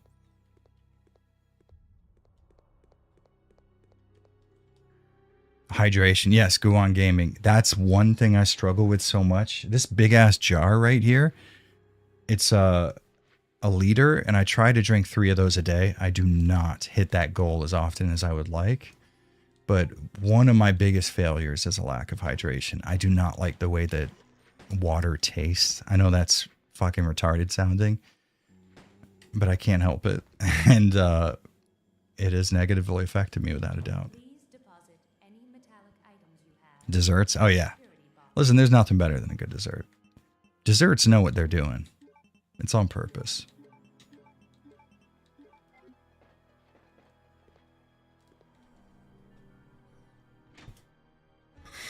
Carbs are fuel, so if you ate nothing but quinoa all day, you'd be fairly fine. I should say a nutritionist, I guess. What do you mean? Well, so if I was burning the amount of carbs that I eat, that would be a different story altogether. But because I don't lift anymore, I'm burning way less calories. But here, this is how this is my weird sense of justification for my strange approach to fitness. I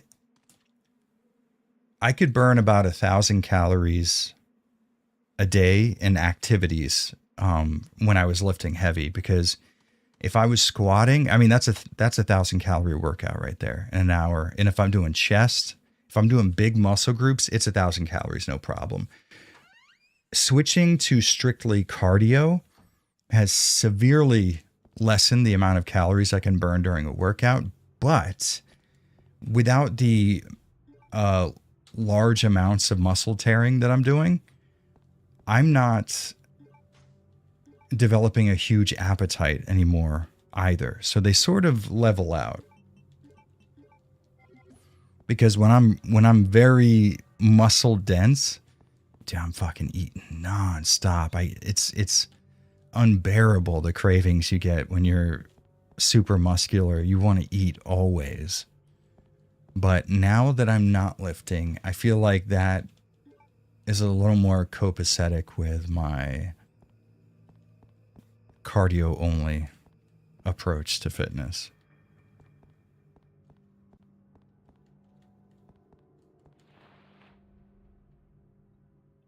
That is true. Muscle mass burns a shit ton of fat, just baseline when you're resting. So you're 100% right on that. All right, here's what we do. We deal with the guy closest to us with this, and then the rest get to eat bullets for breakfast.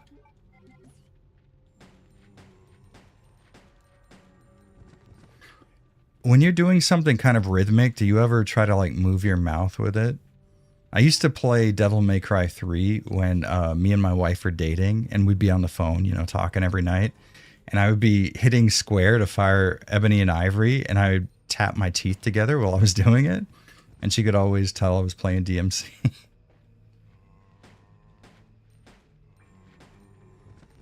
If I didn't like having fun, I'd be more anal about my nutrition, but I do make sure every meal is complete. I could probably deal with a lot more greens in each meal that I eat, but I think otherwise I probably do okay.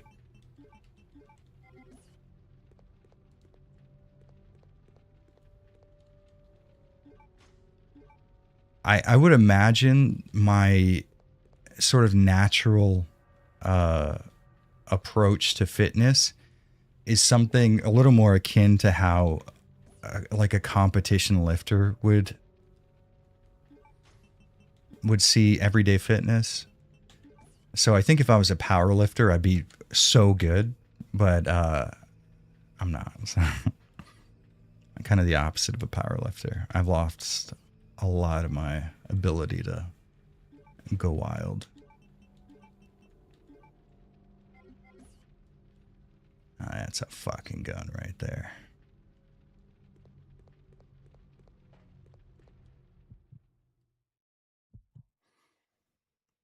I hear a pattern, start doing it over. Yeah, dude.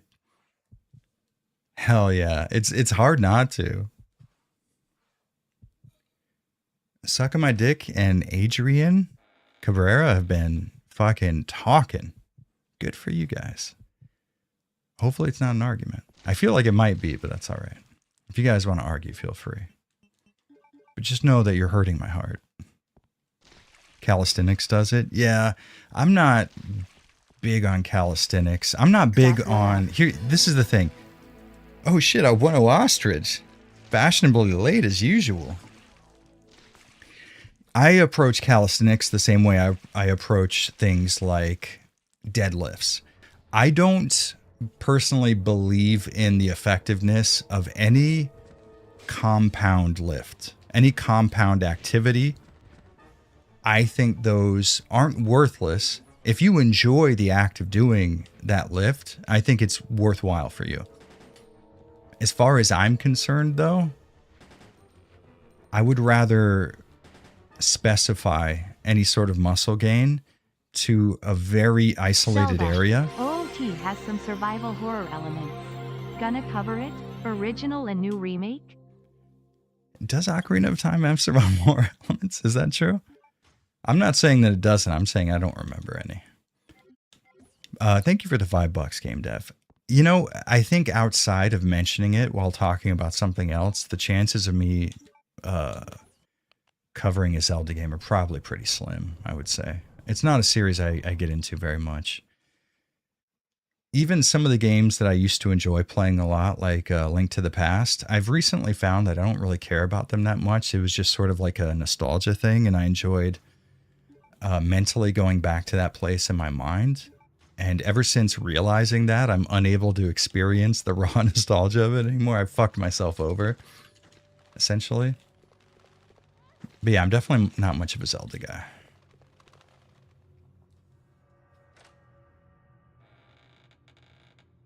What was I talking about? Oh, what workout would give me finger muscles? I could show you personally, David, if you want. Yeah, in terms of compound stuff like calisthenics, compound stuff like Olympic style lifts, competition lifts, clean and jerks, deadlifts. I think all of them are useful if you find the lift, if you find the activity engaging, then that can be psychologically better than any of the physical benefits. But for me, I find a much more viable mind-muscle connection from doing highly specifies. Specifies? That's not a word, right? Anyway, specific lifts. I try to hone in on so if I work biceps at the gym, that whole day is dedicated to training biceps. I will preacher curl, single arm, and really try to focus on getting a mind-muscle connection that allows me to be cognitively aware of my speed and my form during the entirety of the lift. And I think that really has helped me grow muscle faster than most people, as opposed to if I were deadlifting and spreading that same amount of effort across the whole of my body. That seems to me like a very efficient or inefficient way of approaching fitness. And I think probably the same way, everybody's body's going to react to certain things differently. There is probably a use case where that would be an incredibly worthwhile way to spend your effort in the gym. But as far as I'm concerned, any compound lift for me just is never worth it. Any compound activity, anything that requires the use of more than 2 muscle groups is just not going to accomplish very much for me. GASP Fighters next stream? No way. Hold on. I've never heard of that before. I feel like that's, let's see. Like obscure N64 fighters. I thought I knew all of them. GASP Fighters. I swear to God, if this gets me to like some kind of hentai Regan, I swear. I've never seen this in my entire life. 1998? Huh. Oh my God, this cover, Deadly Arts. It was called Deadly Arts in America. All right, there we go. Regan's giving herself away. As non-American, this whole time, Regan, I thought I was speaking to a fellow freedom lover. The upside of my workout routine is dancing. Be it ballroom dancing, dance break routine. Dude, fuck. That's a killer workout right there. I feel the same way about skateboarding. And I think I've never been much of a dancer myself, but I think this is probably how it is for people who dance as well. When you find a physical activity that involves a desire to get something correct, that is going to be the best way for you to spend effort. Because, for example, if I'm trying to land a kickflip super hesh, like I'm trying to tweak it out really well, I am going to attempt that with such zeal that I could never accomplish the same thing if I was just trying to get good with fitness, right? When you add in skill and execution, oh my God, you have fucking mastered the art of getting a workout in. Because at that point, it's not about working out. It's about accomplishing the task and doing it to a certain degree of efficacy. So at that point, you are just fucking locked in. Hardcore two-step and only lasts about 10 seconds, no endurance. That is true. That's the only problem with the two-step part, is it's not long enough.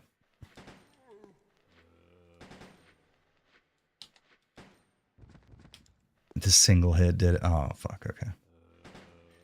I always thought it was a missed opportunity that I couldn't pull that sword out of him. All right. All I needed to know was to put the shield in. I knew what to do from there.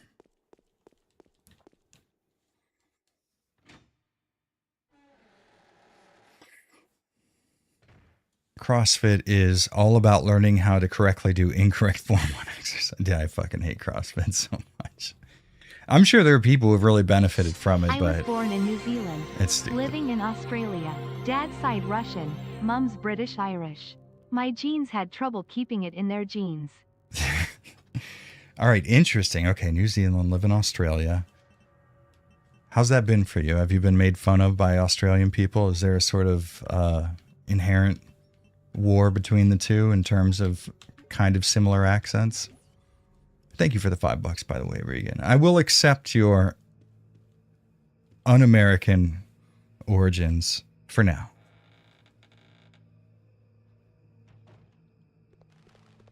I really wish I hadn't given what's-his-face my fucking lighter. No, Jared, don't do that. Have you guys noticed I do that a lot more in this game when I'm trying to mash out of attacks? In about 20 minutes, Jared will get hungry. You don't know me. I am a little hungry. The fuck? See, I wouldn't have thought about it if you wouldn't have said anything.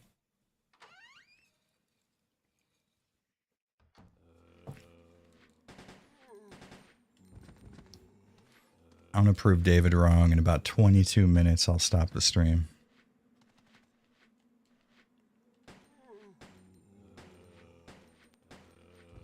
I don't know. Do you think maybe it's a little more efficient to just do the single shots? I feel like you kind of miss out on a bit of damage with the triple shot. Who is anybody in here like a Code Veronica speedrunner? Tell me the exact mechanics behind firing the handgun in this game. Inquiring minds want to know. Curry flavor cup fry. Dude, it's the best. Oh, God, I love that so much. Curry udon, too, is a weakness of mine. Curry udon's probably... there's this place in Shinokubo. This Indian guy runs it, and he makes probably the best curry udon I've ever tasted in my life. He also does katsukari, but it's not as good as the curry udon. Those CrossFit pull-ups, do they really do anything? Yeah, they do. They harm you incredibly. They do a lot of damage to your body. So if that's what you're looking to do, I cannot think of a better way to get it done than CrossFit. What do they call them? Kipping pull-ups, right? Where you really try to injure the entirety of your body with them.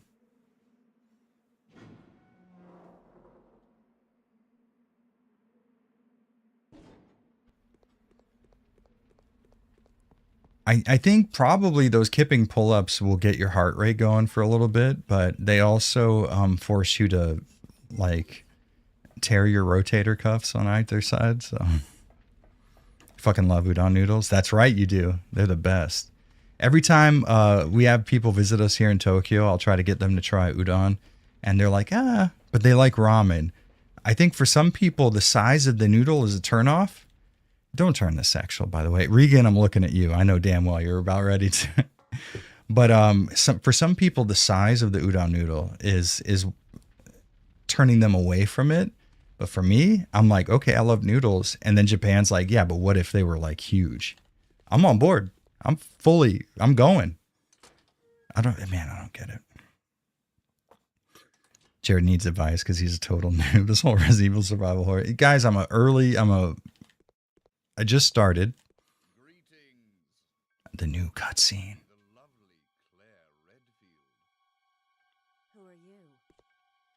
This is the one they added to the X version, and now we get to see it with Dreamcast quality. Hell yeah, buddy. It seems there's not much explaining to do, is there? I was the one who attacked this island. Who'd have thought you'd be hanging about?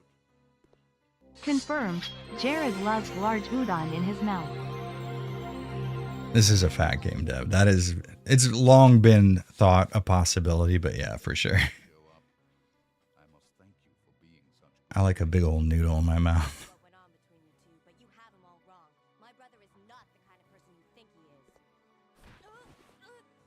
Here we go. Buys, Chris. What are you gonna do to him? What? Oh, my fucking capture card loses sync the moment we're about to see a Claire slap. All right, listen, Claire, relax. She's like really going at it here. To see you die. What? What is it? Stay there. I'm coming. Shit, Claire, fucking hell. Years you may be of some further use to me.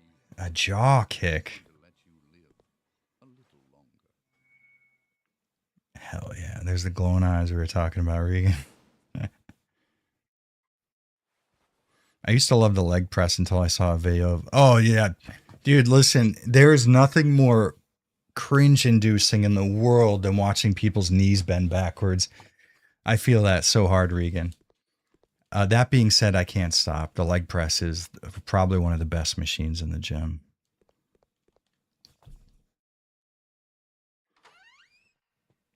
I used to, man, have such a fucking boner over myself. The fact that I was able to leg press over 1,000 pounds. And we're talking about a working set. We're talking at the very least 8 reps. Not these little pussy ass where you just kind of actual fucking leg press reps. Crap shit. You know what? Actually, what I'm looking into replacing, because right now I have the Elgato 4K Pro Mark II. It's a internal PCI based capture card, and I'm looking into the USB based 4K-X, which seems to do everything I need it to. So that's going to be my next big purchase, is a new capture card, because these little sync drops, they do kind of happen often. And I don't know if it's my HDMI switch or my capture card, or maybe a combination of the two. But it is a problem that existed in America as well. And I did replace a lot of my stuff when I moved. So I think maybe the capture card is a key issue.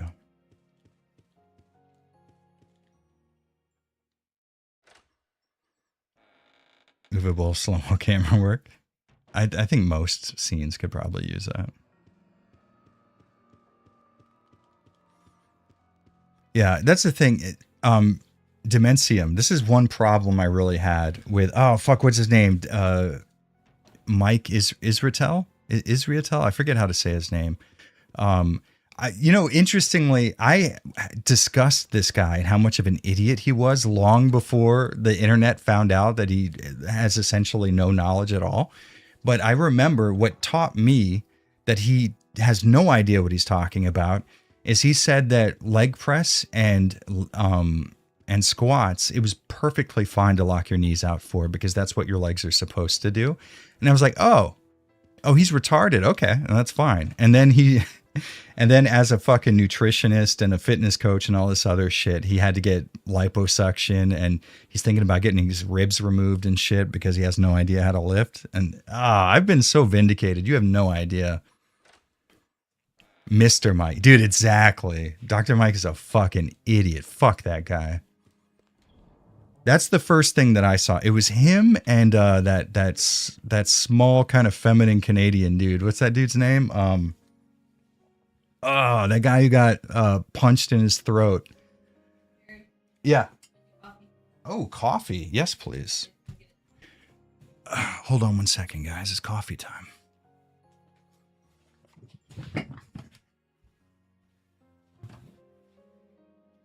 You won't even stand in the doorway.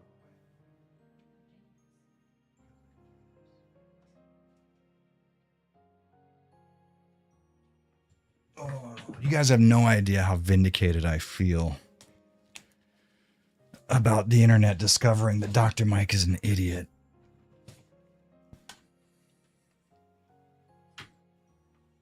It sucks normies feel them. Exactly. 100%.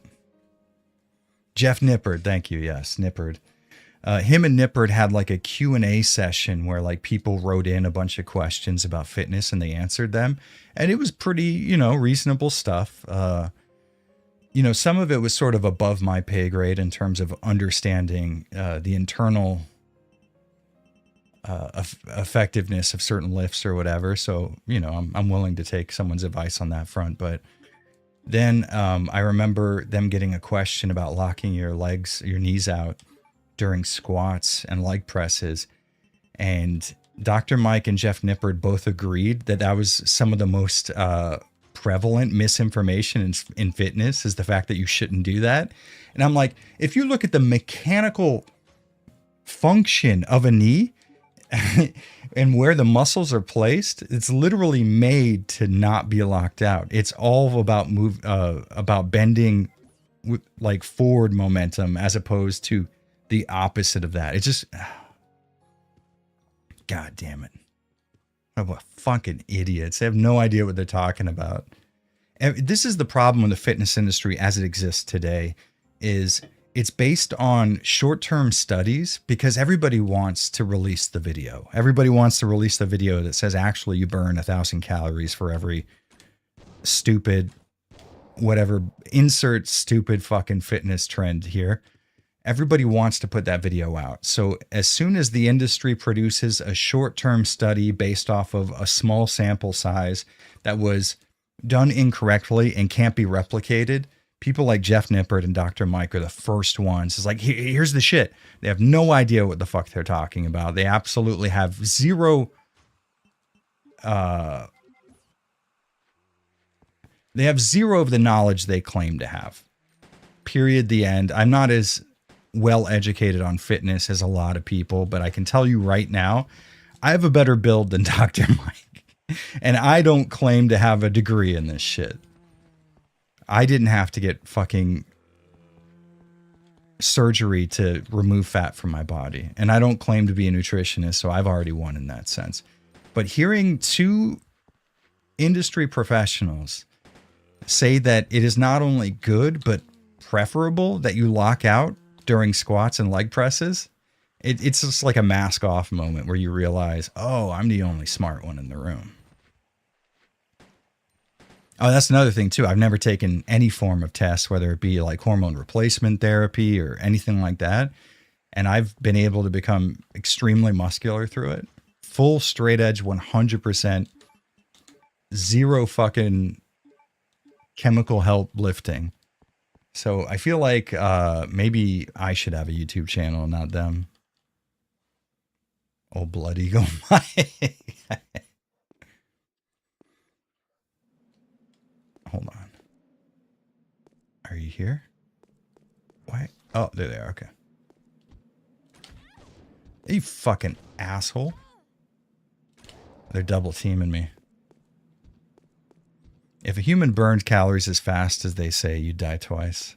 I'm saying, I wish they died twice. There we go. That's what I want to hear. Yeah, raw dogging life and lifting. I'm not a natural lifter. I use creatine. Creatine doesn't count. It is great though. I have, man, when you want to talk about recovering muscle, like in my very specific situation, oh fuck, I forgot zombies instead of bats. Maybe I should go back and get some bowgun bolts. I'm using a little more of my handgun ammo than I'm comfortable with. When I drop below 100, I feel bad. I forget what I was talking about, so that's the end of that. Oh yeah, creatine. Yeah, so specifically, because I've been lifting for a very long time and I go through periods where I don't focus on lifting heavy quite as much as I used to. Because I've been through that cycle so many times, I can tell you right now, if you want to regain muscle mass, creatine is the fastest fucking way to do it. Moving to Japan, I didn't have a partner to lift with that could handle the types of weight that I like to max out with. So I figured, oh man, I'm going to gain muscle so much slower. But I started supplementing creatine, and I gained my muscle back to a degree that was so fast that people in my language school were asking me, dude, are you on like steroids? Because when you first joined the school, you were at this level, and now I'm looking at you and shit's like way different. And it's straight up just from creatine. That shit is worth every penny.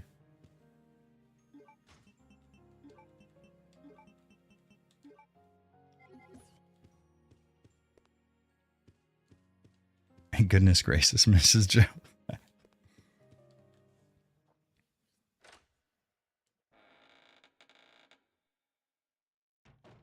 Talking about Israel? Yeah. Dr. Mike was on that Jubilee Surrounded episode. Seems pretty legit. There is nothing about that guy that's legit. He has no idea what he's talking about. And he got his degree in exercise science from like a paper mill, essentially. It's just like a degree mill that people go to say that they're educated on things. There was a YouTuber who actually went through his what's that thing, that paper you have to write for college? It's like a dissertation of some kind. I forget what it's called. But he went through Dr. Mike's paper that got him his degree and found that it was not only like poorly made, but it made no sense. There was nothing about it that made any sense. And not only did Dr. Mike sort of approach that situation really poorly, but he tried to have the guy shut down. And then he had people like Jeff Nippard sort of slander the motherfucker. Hey, can you target the person that's behind me? Claire, what the fuck? So I think that really shows you a lot about how Mike Israel operates, is the fact that not only could he not take criticism, straight up headshots, but he could take it so little that he had to like have his friends like dogpile a motherfucker who was looking at his shit. Oh, Chip Chap, $2. Thank you, man. What do I think an SH3 enhanced would be like? To be completely honest with you, it sucks to say, but I don't think Silent Hill 3 has the same... I don't think Silent Hill 3 gets the same fanfare that SH2 does, and I don't think there's enough people willing to work on it compared to 2. 2 is sort of like a gaming milestone for a lot of people. And I think, man, Silent Hill 3 is just so much better of a video game and so much better of a story overall. It just doesn't get as much attention, and it's a project that I don't think quite as many people would support and get on board with, and I don't think we'll ever see it, sadly. I think it would probably be a lot easier to execute, though, because Silent Hill 3 was a much more runnable PC port than Silent Hill 2 was. One of the biggest problems with 3, outside of the fact that it was obviously made to work with older operating systems, is it had a double buffer VSync, which meant at any point when the game couldn't maintain 60 FPS, it would drop to 30 instead. And that is something that can pretty easily be dealt with.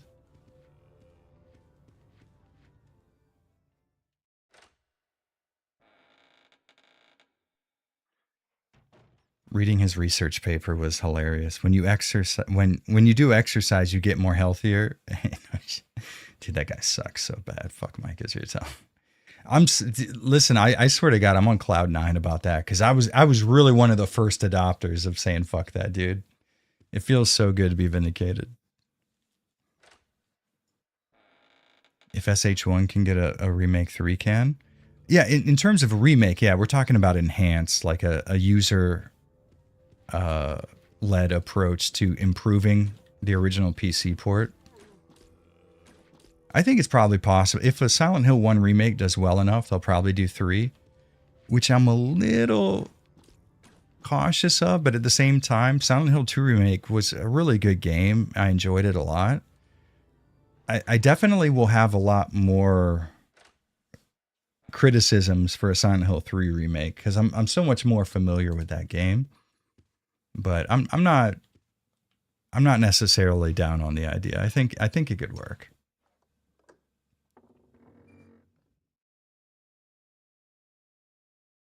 Fit this needle in my thigh. AI psychosis. Dude, that's the wild part, is hearing him say that he shed a tear at the thought of hugging an AI. It's like, dude, I'm not saying that you should kill yourself. I'm not saying that. And that's all I'm going to say. Oh, God. I hope awful things happen to that fucking dork.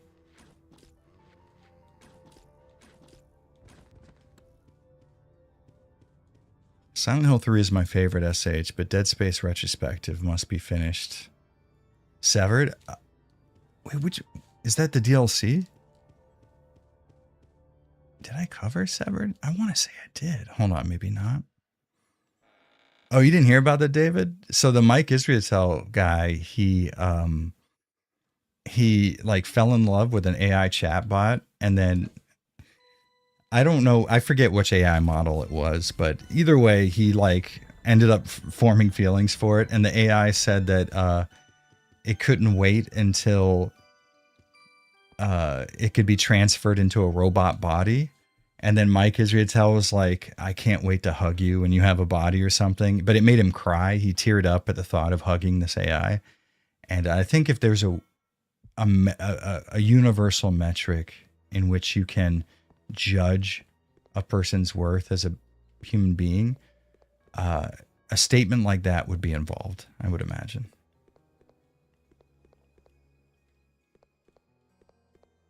I know that there's handgun ammo in here. Don't fucking act like there isn't.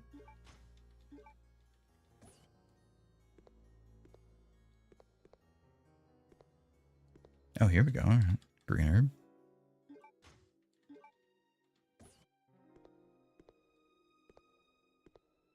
Oh, wait, did Mike's wife leave him? Really?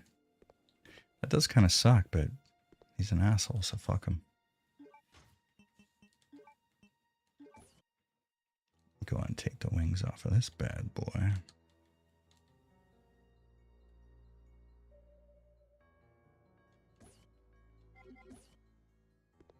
I want to hug Groth and then perform WWF. I think that that's fair. I think wanting to do wrestling moves on an AI makes way more sense. Oh, shit. Sam's raiding the stream. What's up, dude? Raid time, bitches. TKO Sam in the motherfucking house.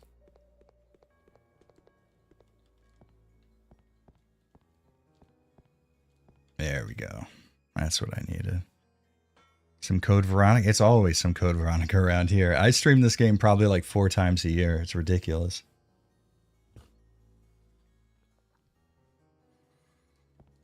I love Billy Cohen, but I know that ain't going to happen. Listen, don't sell yourself short. There might be a real version of Billy Cohen out there somewhere.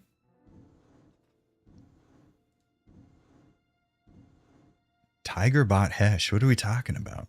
What is Tigerbot Hesh? Am I going to debate Synthetic Man on stream? I don't know that would be worthwhile. I mean, like, I would be fine to have a conversation with him on stream for sure. Got no problem with that at all. You know, to be completely honest with you, I don't necessarily... This is going to sound like I'm being a cunt, and I promise I'm not. I don't think he really feels the way that he was... The things he was expressing while reacting to my content, I think he was just like reacting to things extemporaneously. I think if I sat down and talked to him about... This is going to make me sound like an asshole. I feel like my views on Resident Evil 4 Remake are so reasonable. It would be pretty hard for a person to sit down in a conversation with me, see the things that I put together and say, oh, well, you know, like at least I can understand where this guy is coming from. I feel like most people probably could. And that being the case, yeah, I wouldn't have an issue at all with speaking with Synthetic Man. I think he was wrong, but I think he was wrong because he was trying to entertain a stream chat, and I don't think he was really paying attention to what I was saying. Because like at one point I was making the point that Resident Evil 4's gameplay style is not as unique as people think, because during the same 2-month period of its launch, there was another game out that played like it, that was already in development, that already had mechanics like RE4. And his response to that is, yeah, but it's not a good game. It's like, that doesn't really matter. That doesn't serve my point at all. Imagine having an Uzi at close range and not even putting a single hole in a motherfucker. Are you okay? Yeah, I don't actually have an issue with Synthetic Man. He was just like, he was saying some shit that I was like, that's kind of lame. So I made fun of like the fact that his mustache doesn't connect to his beard. I would say the same thing about that to a close friend of mine and have before. So it's not a big deal. Oh yeah, Sam, there are people out there other than you who are, that's the problem right there. Yes, Cold Fear. That was the game that I was talking about. And it's like, I think Cold Fear is a really good game. So I was obviously like, hell no, that's obviously incorrect. And Cold Fear is a good game. I think Synthetic Man's wrong on that. And I think if you pressed him, he'd probably say he enjoyed Cold Fear. But also, I think if you pressed him, he would also say that, whether or not Cold Fear is good probably doesn't mean much in an argument concerning whether or not Cold Fear plays mechanically similarly to RE4. What just happened?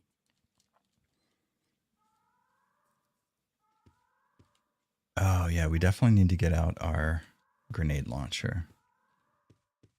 Hey, shit. What's up, Spark? How we doing? You were talking about getting a tattoo. Did we get that yet?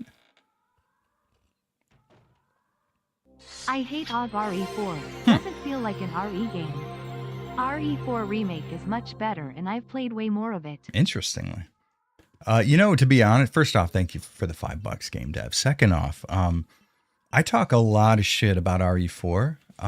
I still really enjoy it. It's a very fun game. I think it has pacing issues, but if we're talking about a game that you can like start real quick and not have to worry about beating, yeah, RE4 is great. And I really enjoyed RE4 Remake as well, but I don't really give a shit about either of them too far outside of the idea that they're pretty enjoyable experiences.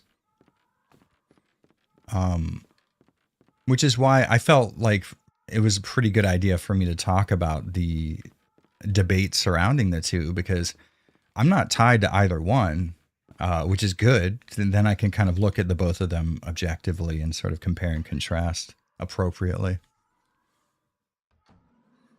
What's poppin'? Nice to meet you. Fuck yeah, man. As far as what's poppin' right now, we were talking shit about Dr. Mike Israel and we're playing some Code Veronica. Good to meet you, Omelet Omar. That's a fun name to say. What did Spark say? Got it Friday, 8-hour session. God damn, you put a full day's work into it. Oh, and Steam Chat? Hell yeah, I'll check that out when I'm done. Fuck yeah. Extermination was dope as fuck. I will say Extermination is incredibly frustrating towards the like 3/4 mark of the game, but it's really hard not to play that game and have fun with it. It's such an interesting little whatever it is, because it's not survival horror, but I think the thematic shit surrounding it is very survival horror-esque, you know?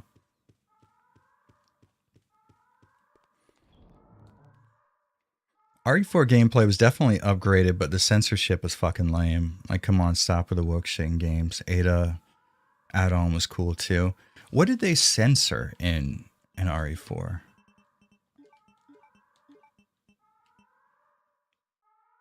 I'm trying to think. I know they got rid of the fight with that one thing. What was it called? Something like that. No, not you. You. What other grenade rounds do we have? We don't need the BOW rounds yet, but we are going to take you.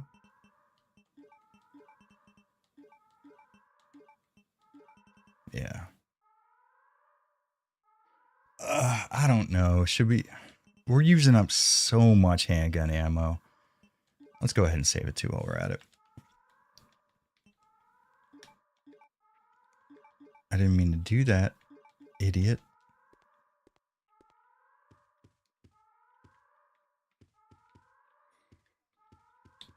I have played Blue Stinger, yes. I find the start of Blue Stinger to be really frustrating, but it's a really fucking interesting game. It's so Dreamcast in the sense that it's this that's another game that's sort of like Extermination in the sense that it's not survival horror mechanically speaking, which, you know, when you're talking about a game genre, obviously the mechanics are the most important part. But in terms of like theming, yeah, for sure. It's very survival horror-esque in that sense, which obviously makes me enjoy it, but it's so Dreamcast in the way that it's basically like a Saturday morning anime with arcade gameplay mechanics. Character outfits, dialogue rewrites, personalities and stuff. You know, I would imagine most of that is probably there's definitely a portion of what was changed in RE4 Remake that was tuned more towards not offending people. But I would imagine a lot of the changes probably skewed more in the realm of wanting characters to be more serious as opposed to the happy-go-lucky fun kind of approach to RE4 originally. That's my Why the alarm read. in this sound like it's from Pornhub? Wait, how? First off, thank you for the $2, Regan. But second off, what alarm? How does that make it sound like Pornhub? Is there a thing with porn? Yeah, I'm not seeing it. I'll be honest with you, Regan. I'd buy an N64 just to be able to play Winback again. You know, I'll be honest with you, Call of Arabia, coming from somebody who's played way more Winback than I'd like to admit, the N64 version is almost unplayable after you played the PS2 port. It runs so much better, dude. Like, it's all of the same Winback nonsense with none of the frame drops from the N64 version.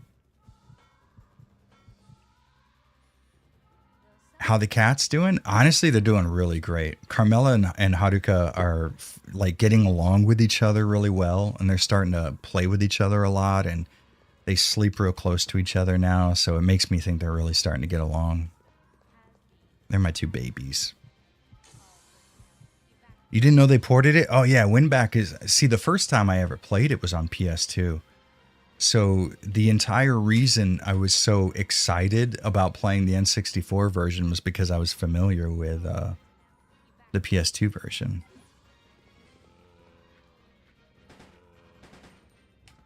You know what? Maybe we call it there. Just let him fall. No, we got to finish the job. There we go. How? All right, there we go. Perfect. Perfect. Oh, fuck you. You stupid idiot. Fuck.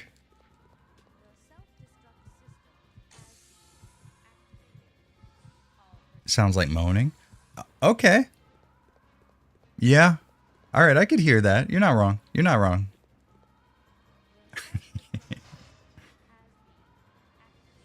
Leon making fun of women was taken out. The dialogue was changed not to sound racist and sexist.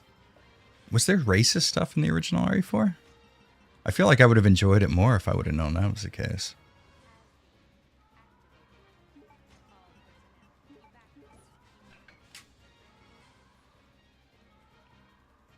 I think the pendulum is starting to swing in the opposite direction in terms of like woke stuff. I feel like so many projects have began to lose money off of trying to placate a crowd that doesn't necessarily support the media that they often are engaged in conversations about. And I think a lot of development companies are going to find that out. I think it's not outside the realm of possibility that game devs kind of start dancing to their own beat as opposed to trying to make a bunch of people feel good about stuff they don't really support anyways. In terms of media, you know, a lot of the people who get really overly offended on the internet aren't the types of people who consume that media anyway. And I think it won't be too long until somebody at a development house is good enough at business to do like, what would you call it? Like some form of like opposition research on the people who enjoy their video games, and go like, well, wait a minute. A lot of the people on Twitter who are very upset with us, they don't buy our games anyway. So maybe if we spend all of our time trying to make them feel really good about their life decisions, we won't benefit in any way. So potentially that could be time and effort better spent on making the video game good. I think we'll get to I think we're already starting to see a shift in priorities. And I think video game companies are going to start doing not necessarily things that are like anti-woke or whatever, because I don't like that either. I don't like people making their entire personality about opposing a certain viewpoint. But I do think we'll start to see companies worry more about making money with their decisions versus making people feel good. And when that happens, I think things will be a lot better. Games will be more enjoyable. I think we're headed in a good direction, if I had to guess. Is this live? Yeah, 100% is live.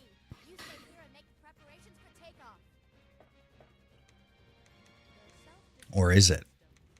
You gotta fucking ask yourself. This is a time when you need to question everything.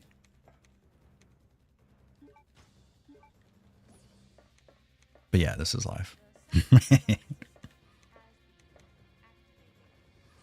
Games are made for dudes, not appealing to every part of the rainbow bullshit. You know, I think that games for motherfuckers who get into different shit is totally fine, but I don't think there necessarily needs to be a massive crossover. I think, by the way, it says cock there in the cockpit. No, I think game developers need to understand that they don't need to reach every audience that exists in mankind. Like, if you're making Resident Evil 4, you're probably making games for a very specific subset of the overall population of people who enjoy video games. And once you realize that and you stop trying to make Resident Evil 4 be this amalgamation of survival mechanics and I don't know, like paid DLC and free to play mechanics and what's that shit called? Asymmetrical online multiplayer. When you start realizing that you're only trying to serve a very specific audience, that's really when shit starts to go right. You know what I mean? That's when you start to actually hit on something that's going to be successful. Like Resident Evil 9 wasn't a game that was made to please people who enjoyed Madden games and Call of Duty games or whatever. It was specifically made for people who enjoyed high skill level RE4 style combat and high tension, slow building survival horror style gameplay mechanics. And that's basically the two sides of the Resident Evil fan base, right? Capcom finally realized that they were specifically trying to please RE fans as opposed to RE6, which was a game made to please every human being on planet Earth. So I think it doesn't necessarily go to like this idea that's like, well, I want games to start going against like a woke ideology, and more about I want game developers to realize who they're making video games for. And if your audience doesn't get into like dumb bullshit, don't make that parts of your game. Because not only are you not going to win over a crowd of people who don't already support your shit, but then you're also going to lose the crowd of people who did before. That's the biggest fucking issue right there.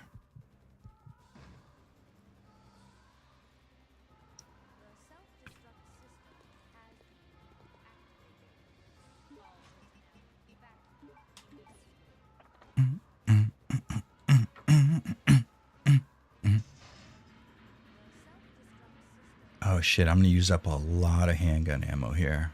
I might have to switch to the grenade launcher. I might need to do it.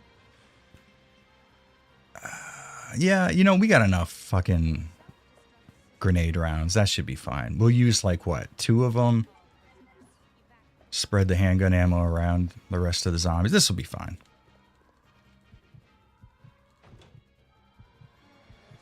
But then you're going to lose your original. Yeah, see, that's the idea. I think people are starting to realize this, though. I really do think that it's coming across as being very obvious that this is a natural consequence of doing shit like this. So I don't think it's going to be too long till we see that pendulum start to swing.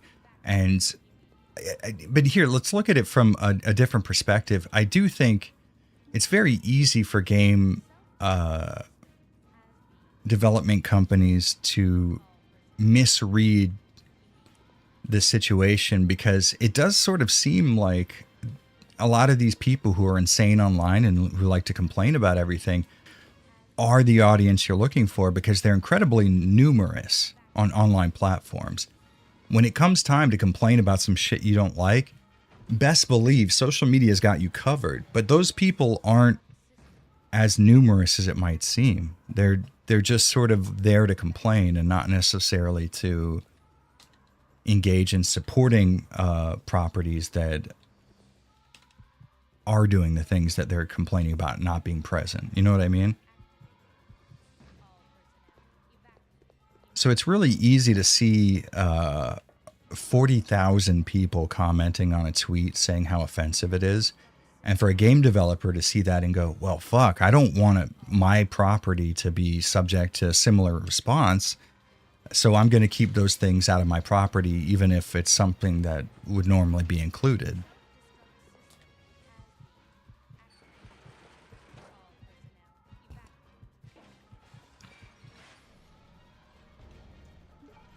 What RE costume is your favorite of the series? I recall Rebecca having some stellar choices.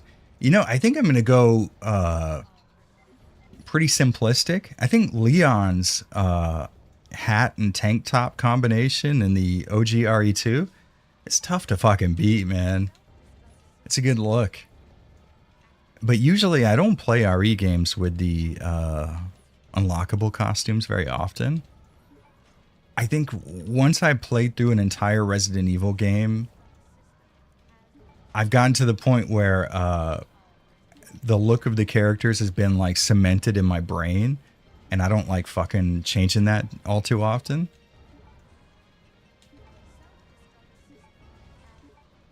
It's the same reason I don't rename my characters in RPGs. Like, you know, in Final Fantasy VII, when Cloud introduces himself for the first time, you have the chance to rename him. But at that point, I already knew him as Cloud, so I couldn't fucking go against that.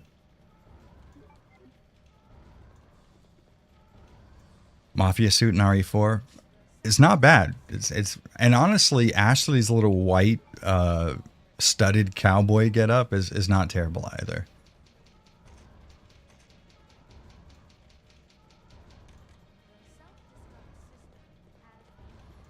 I don't care about a character's gender orientation, but if you make the entire game, make that part of the entire game, then it's dumb.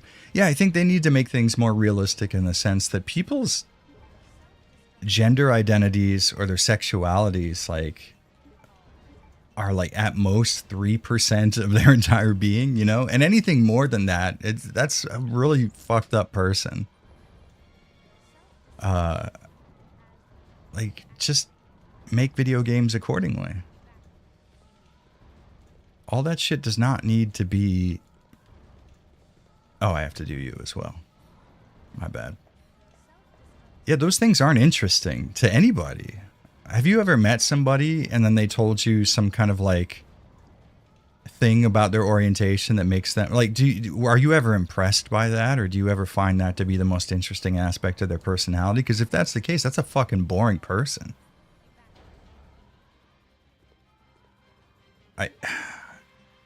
And it's, you know what it is? Here's the thing. And let's say you are somebody who really gets into that stuff. Don't you feel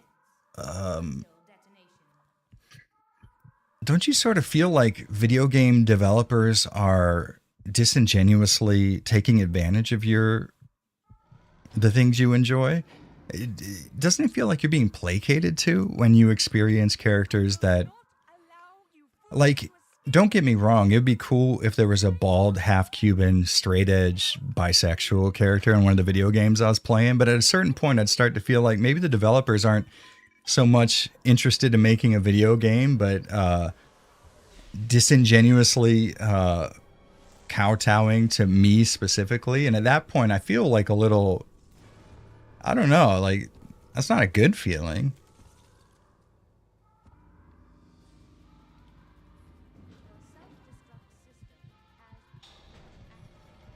Is this a tyrant fight? It is. So we're going to have to really fucking lock in, because I talked a lot of shit with people who have problems with this fight. So I got to fucking, we got to do it upright.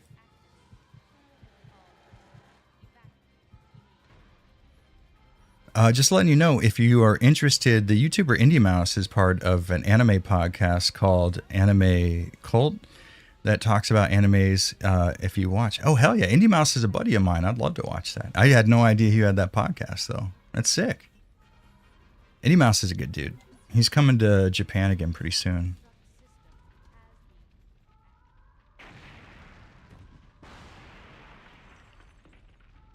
Taking it from one end, an explosion, the other from a tyrant. That's some people's dreams. If you don't notice when you're being placated, then you're part of the problem. I think that's a good way to put it, honestly. All right, how many does it take to put him up? You know what? I didn't want to use my acid rounds. Let's use fire instead. 2. There we go. Grenade rounds.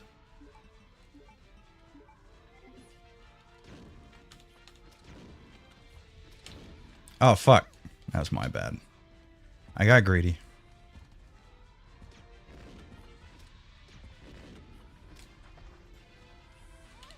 It's suck it, asshole.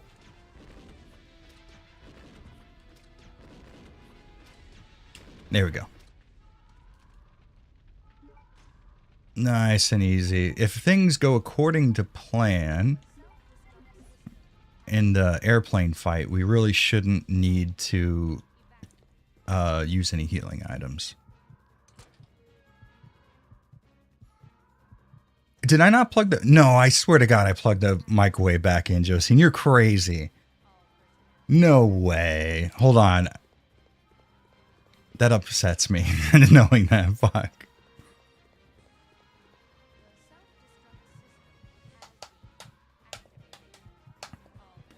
Oh, the game audio is low? Fuck. How about now? Is that better? Too loud? You guys tell me.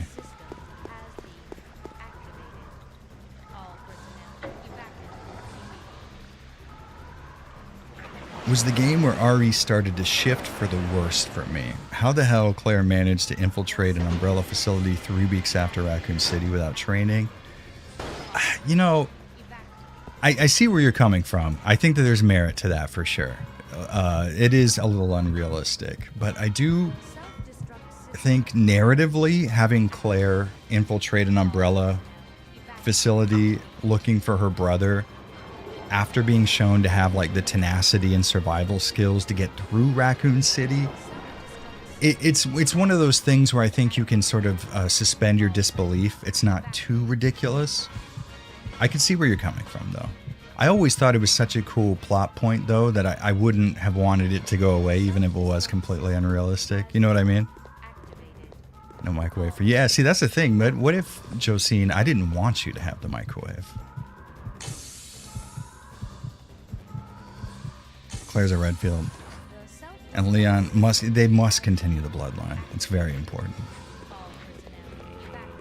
I saw a really funny illustration of Chris just holding Claire under his arm with her butt facing forward and grabbing Leon's face and forcing it.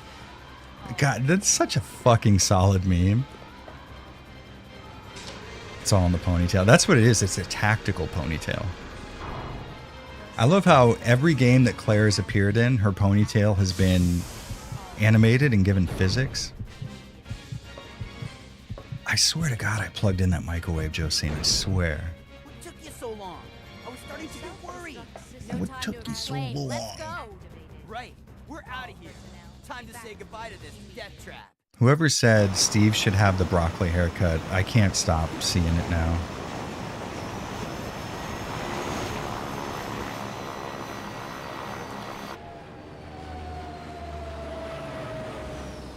Let's put it right there. That sounds good.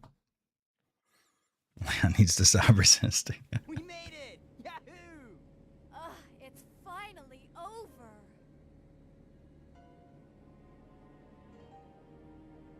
Why would you unplug a microwave? I was cable managing. So, you know those little things, Sam, where like you put them on the wall to hide cables? It's like a little channel and it has a cover over it.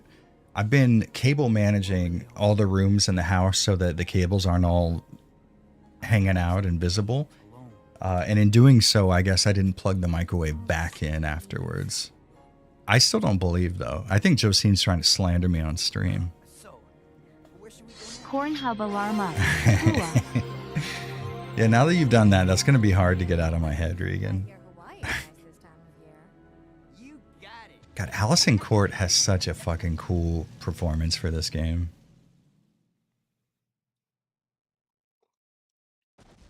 The industry didn't want her to succeed, though.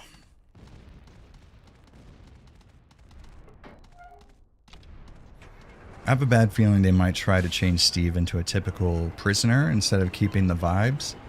They're certainly going to change something about Steve. They're not going to let him continue to exist as he does in the game because people talk so much shit about it. Capcom has kind of shown that they are willing to listen to not necessarily like fan outrage, but fan discourse. So I think Steve being altered to a significant degree is a safe bet for the Code Veronica remake for sure.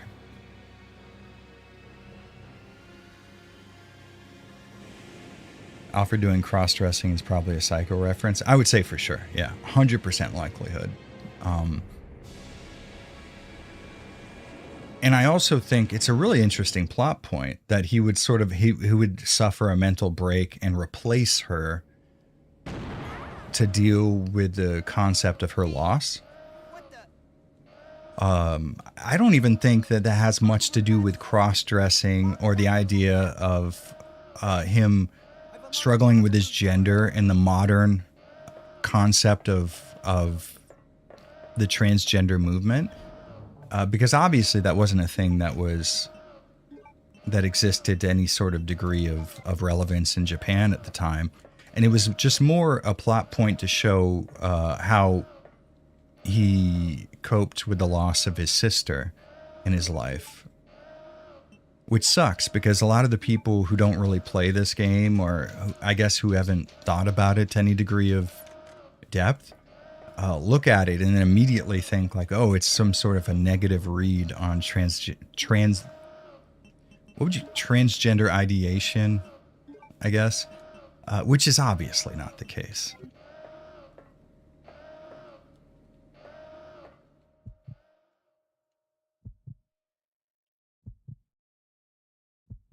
Chris never told Claire he was not in Raccoon. Almost got her killed to begin with. Not thinking straight. Yeah, I mean, he was accessible. You could get to him. You know what I mean? Like, he was contacted by Leon during this period, right? X-Japan? Who's talking about X-Japan? Great fucking band.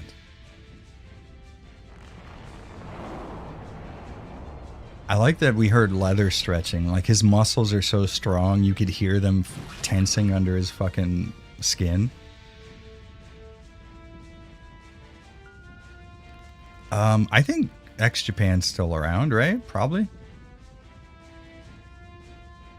Let's see.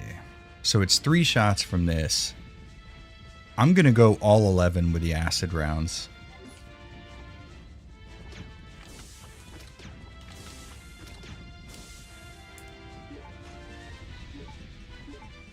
I think it's less than 11, but what if we play it safe?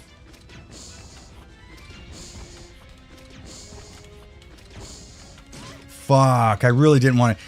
Here's the problem is I was hitting cancel instead of confirm to fire, and that's what got him to... Fuck, that sucks. That sucks really hard. I think at this point now, the grenade rounds would be the best because he's so close. I fucked this up so hard. Yeah, I'm dead, essentially. Alright, I fucked this up. That's fine. We saved. I know it's 3 BOWs. I think it's something like fucking... I forget how many acid rounds it is. We'll see. Maybe it's less than I think. I don't know. I thought it was like 16 acid rounds. I could be wrong, though. We'll definitely see if we can't get all the acid rounds out, though.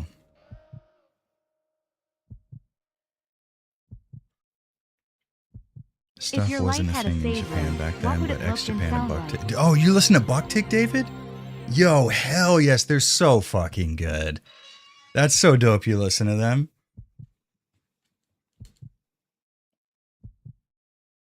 Embalmed in memory. Thanks for the $10, dude. If my life had a save room, what would it sound like?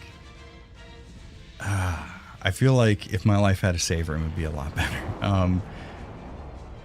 Let's say RE3's save room. Very peaceful, but not very... more ambient than note heavy, I would imagine. All right. Here we go. 1, 3... Yeah, I wasted so much time before hitting the wrong button.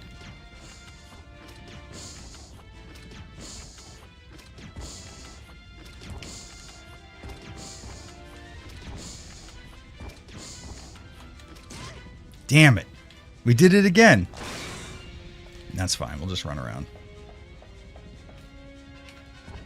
Is Claire... You fucking asshole. She knew what she was doing. Hey, thanks for great content. You're amazing. Can't wait for your and our opinion on Silent Hill 1 remake. Oh, it's coming. Let's hope it's better than that shit. Hope it's better than that shit. Listen, thank you so much for the £10. Is that Saul is... Wait, Saul used for... Man, that's a tough name to say. But Saul, thank you so much for the £10. And I just want you to know, I very much appreciate you talking about SHF and that. Thank you so much, dude.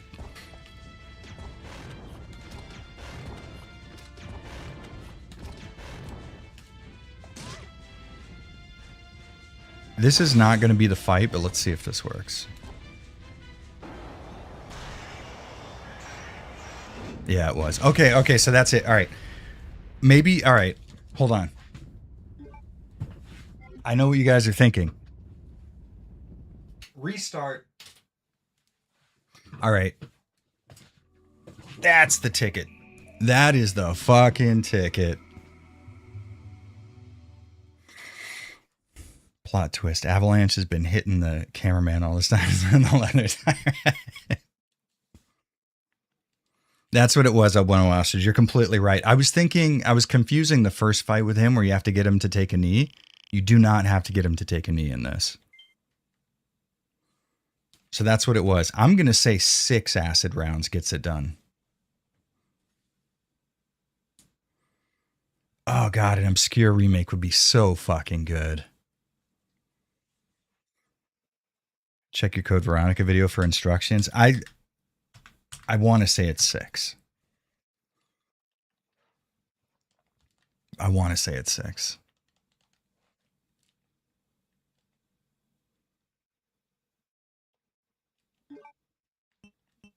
Getting involved with Blut aus Norm would be fucking crazy. Nord? Blut aus Nord. That sounds like a band name. Is that a band name? Resident Evil. Never played Obscure. Was it good? Yes. In terms of gameplay, it's a really fun survival horror game. And it's got a really interesting setting. It is also kind of cheesy. You know what it is? So it's a video game with an ensemble like teenage cast, and it's sort of, imagine the movie The Faculty, but a video game, and you pretty much got it.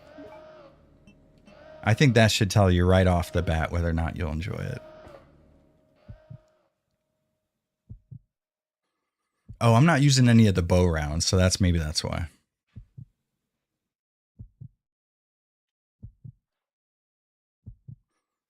All right, you getting out of here, Regan? Have a good one. Good day at work. Keep letting it fucking physically stress you so that you continue to lose weight and gain muscle. Obscure was the shit. Solid survival horror, represented the high school era of early 2000s, for sure, yeah. It was definitely 2000s, the fucking survival horror game. Obscure 2 on the Wii was graphically nice. It definitely had a lot of bits to it that I thought was really good looking. It looked great on the PSP as well. Let's do 6. I think 6 is a solid. All right, let's see. 1, 2, 3, 4, 5. Let's just 5. Ah, fuck. No. This is it. Oh, you fucker. Kiss my fucking ass. Oh, I wanted that to happen. Oh, well. So maybe it's 5. All right, well, let's... Let's see if it's 5. I used to have this memorized, I swear. GS Wolfwood gifted a membership. Thank you so much. Hell yeah. Who got it? Oh, that's a hard... Nasty Letna, maybe? I don't know. Either way, you get to join up on the Discord and get access to videos ahead of time. This next one should be a Resident Evil clone video. It'd be nice. Thank you so much, GS Wolfwood.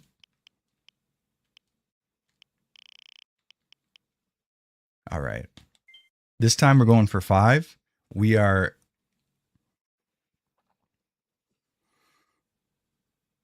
I'm going to check your video for evidence. Check it out, OpenOS. Just tell me. It's been 84 resets. Optimization. It's key. It's key, dude.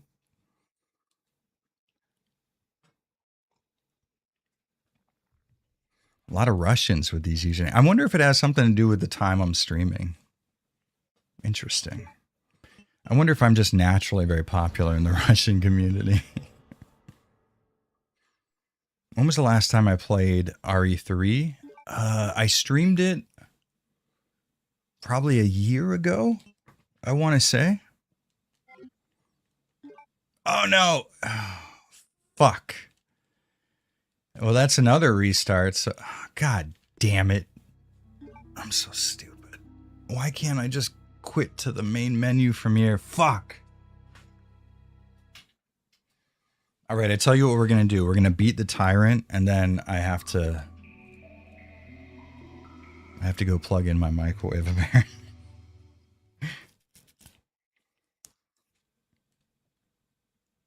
Almost died an hour ago. What happened? No, you got to tell me. I love RE3 Classic. Yeah, it's a great game.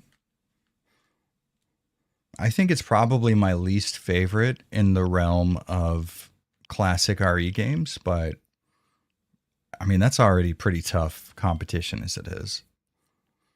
You know what I guess it is? I think the first hour or so, maybe the first 2 hours of RE3 is fucking solid. Exploring Raccoon City, the sort of randomness of whether or not maybe zombies would appear versus Cerberus or whatever. Really great stuff. I think what really gets me is the concept of having to fight Nemesis at the church as Jill. That is such a tough fight, and you have to go through so many viewings of that cutscene if you don't have the exact right loadout. Because outside of just having the amount of ammo necessary, you do have to sort of count on a modicum of RNG in terms of whether or not you're going to dodge some of his attacks. Unless you're so good at Resident Evil 3 that you could dodge attacks at will, but there's not a lot of speedrunners that could even, reliably do that.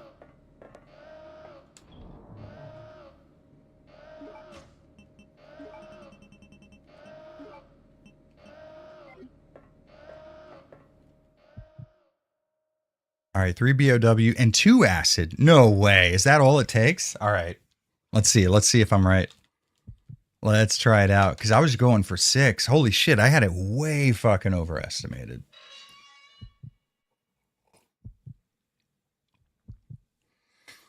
In the remake, they didn't even give you the fork in the road choices. I'm going to be honest with you. I didn't really care about those quite as much. I like the randomized enemy placement and stuff. That made sense to me. I didn't get a lot of replay value of whether or not, you know, I jumped up from the hole in the ground or fell back into it. It didn't do a lot for me.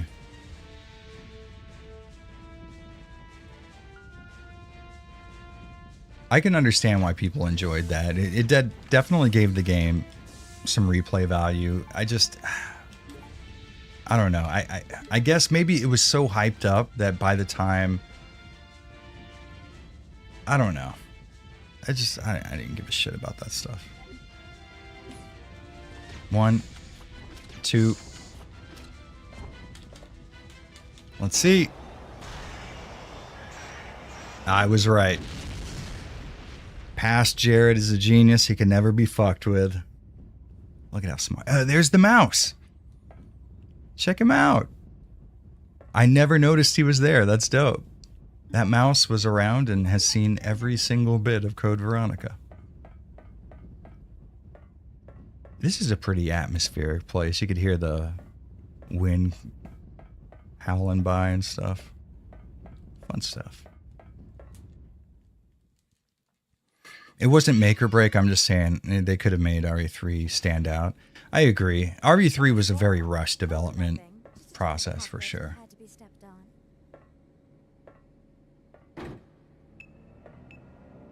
What's happening? I don't know. The plane just changed direction on its own. This is the best laugh in the world. Hold on. It's flying in autopilot mode. I can't switch over to manual control. Here it comes. My apologies, but I cannot let you escape now. Oh, the capture card. Cross-dressing freak. Oh, shit. Okay. We missed the laugh. We only came back for Claire to fucking say something so offensive in the modern day.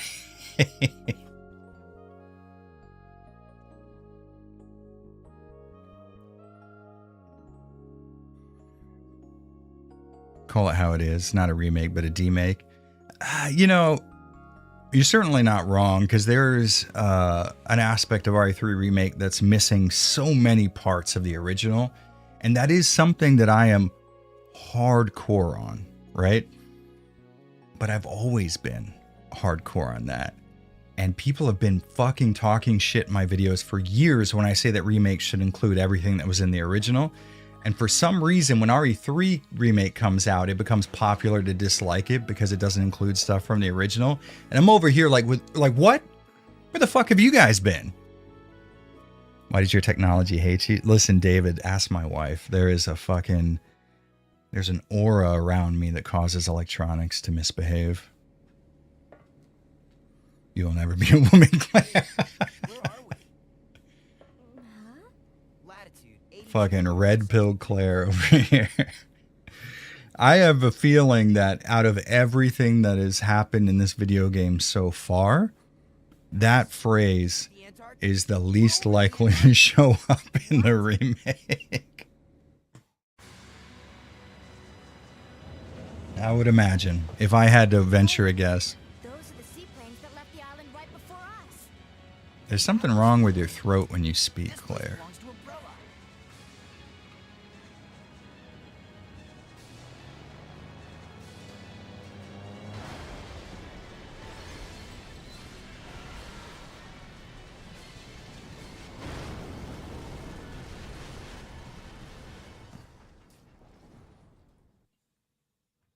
I will save the first half, thank you. That's exactly what I was planning on doing, game.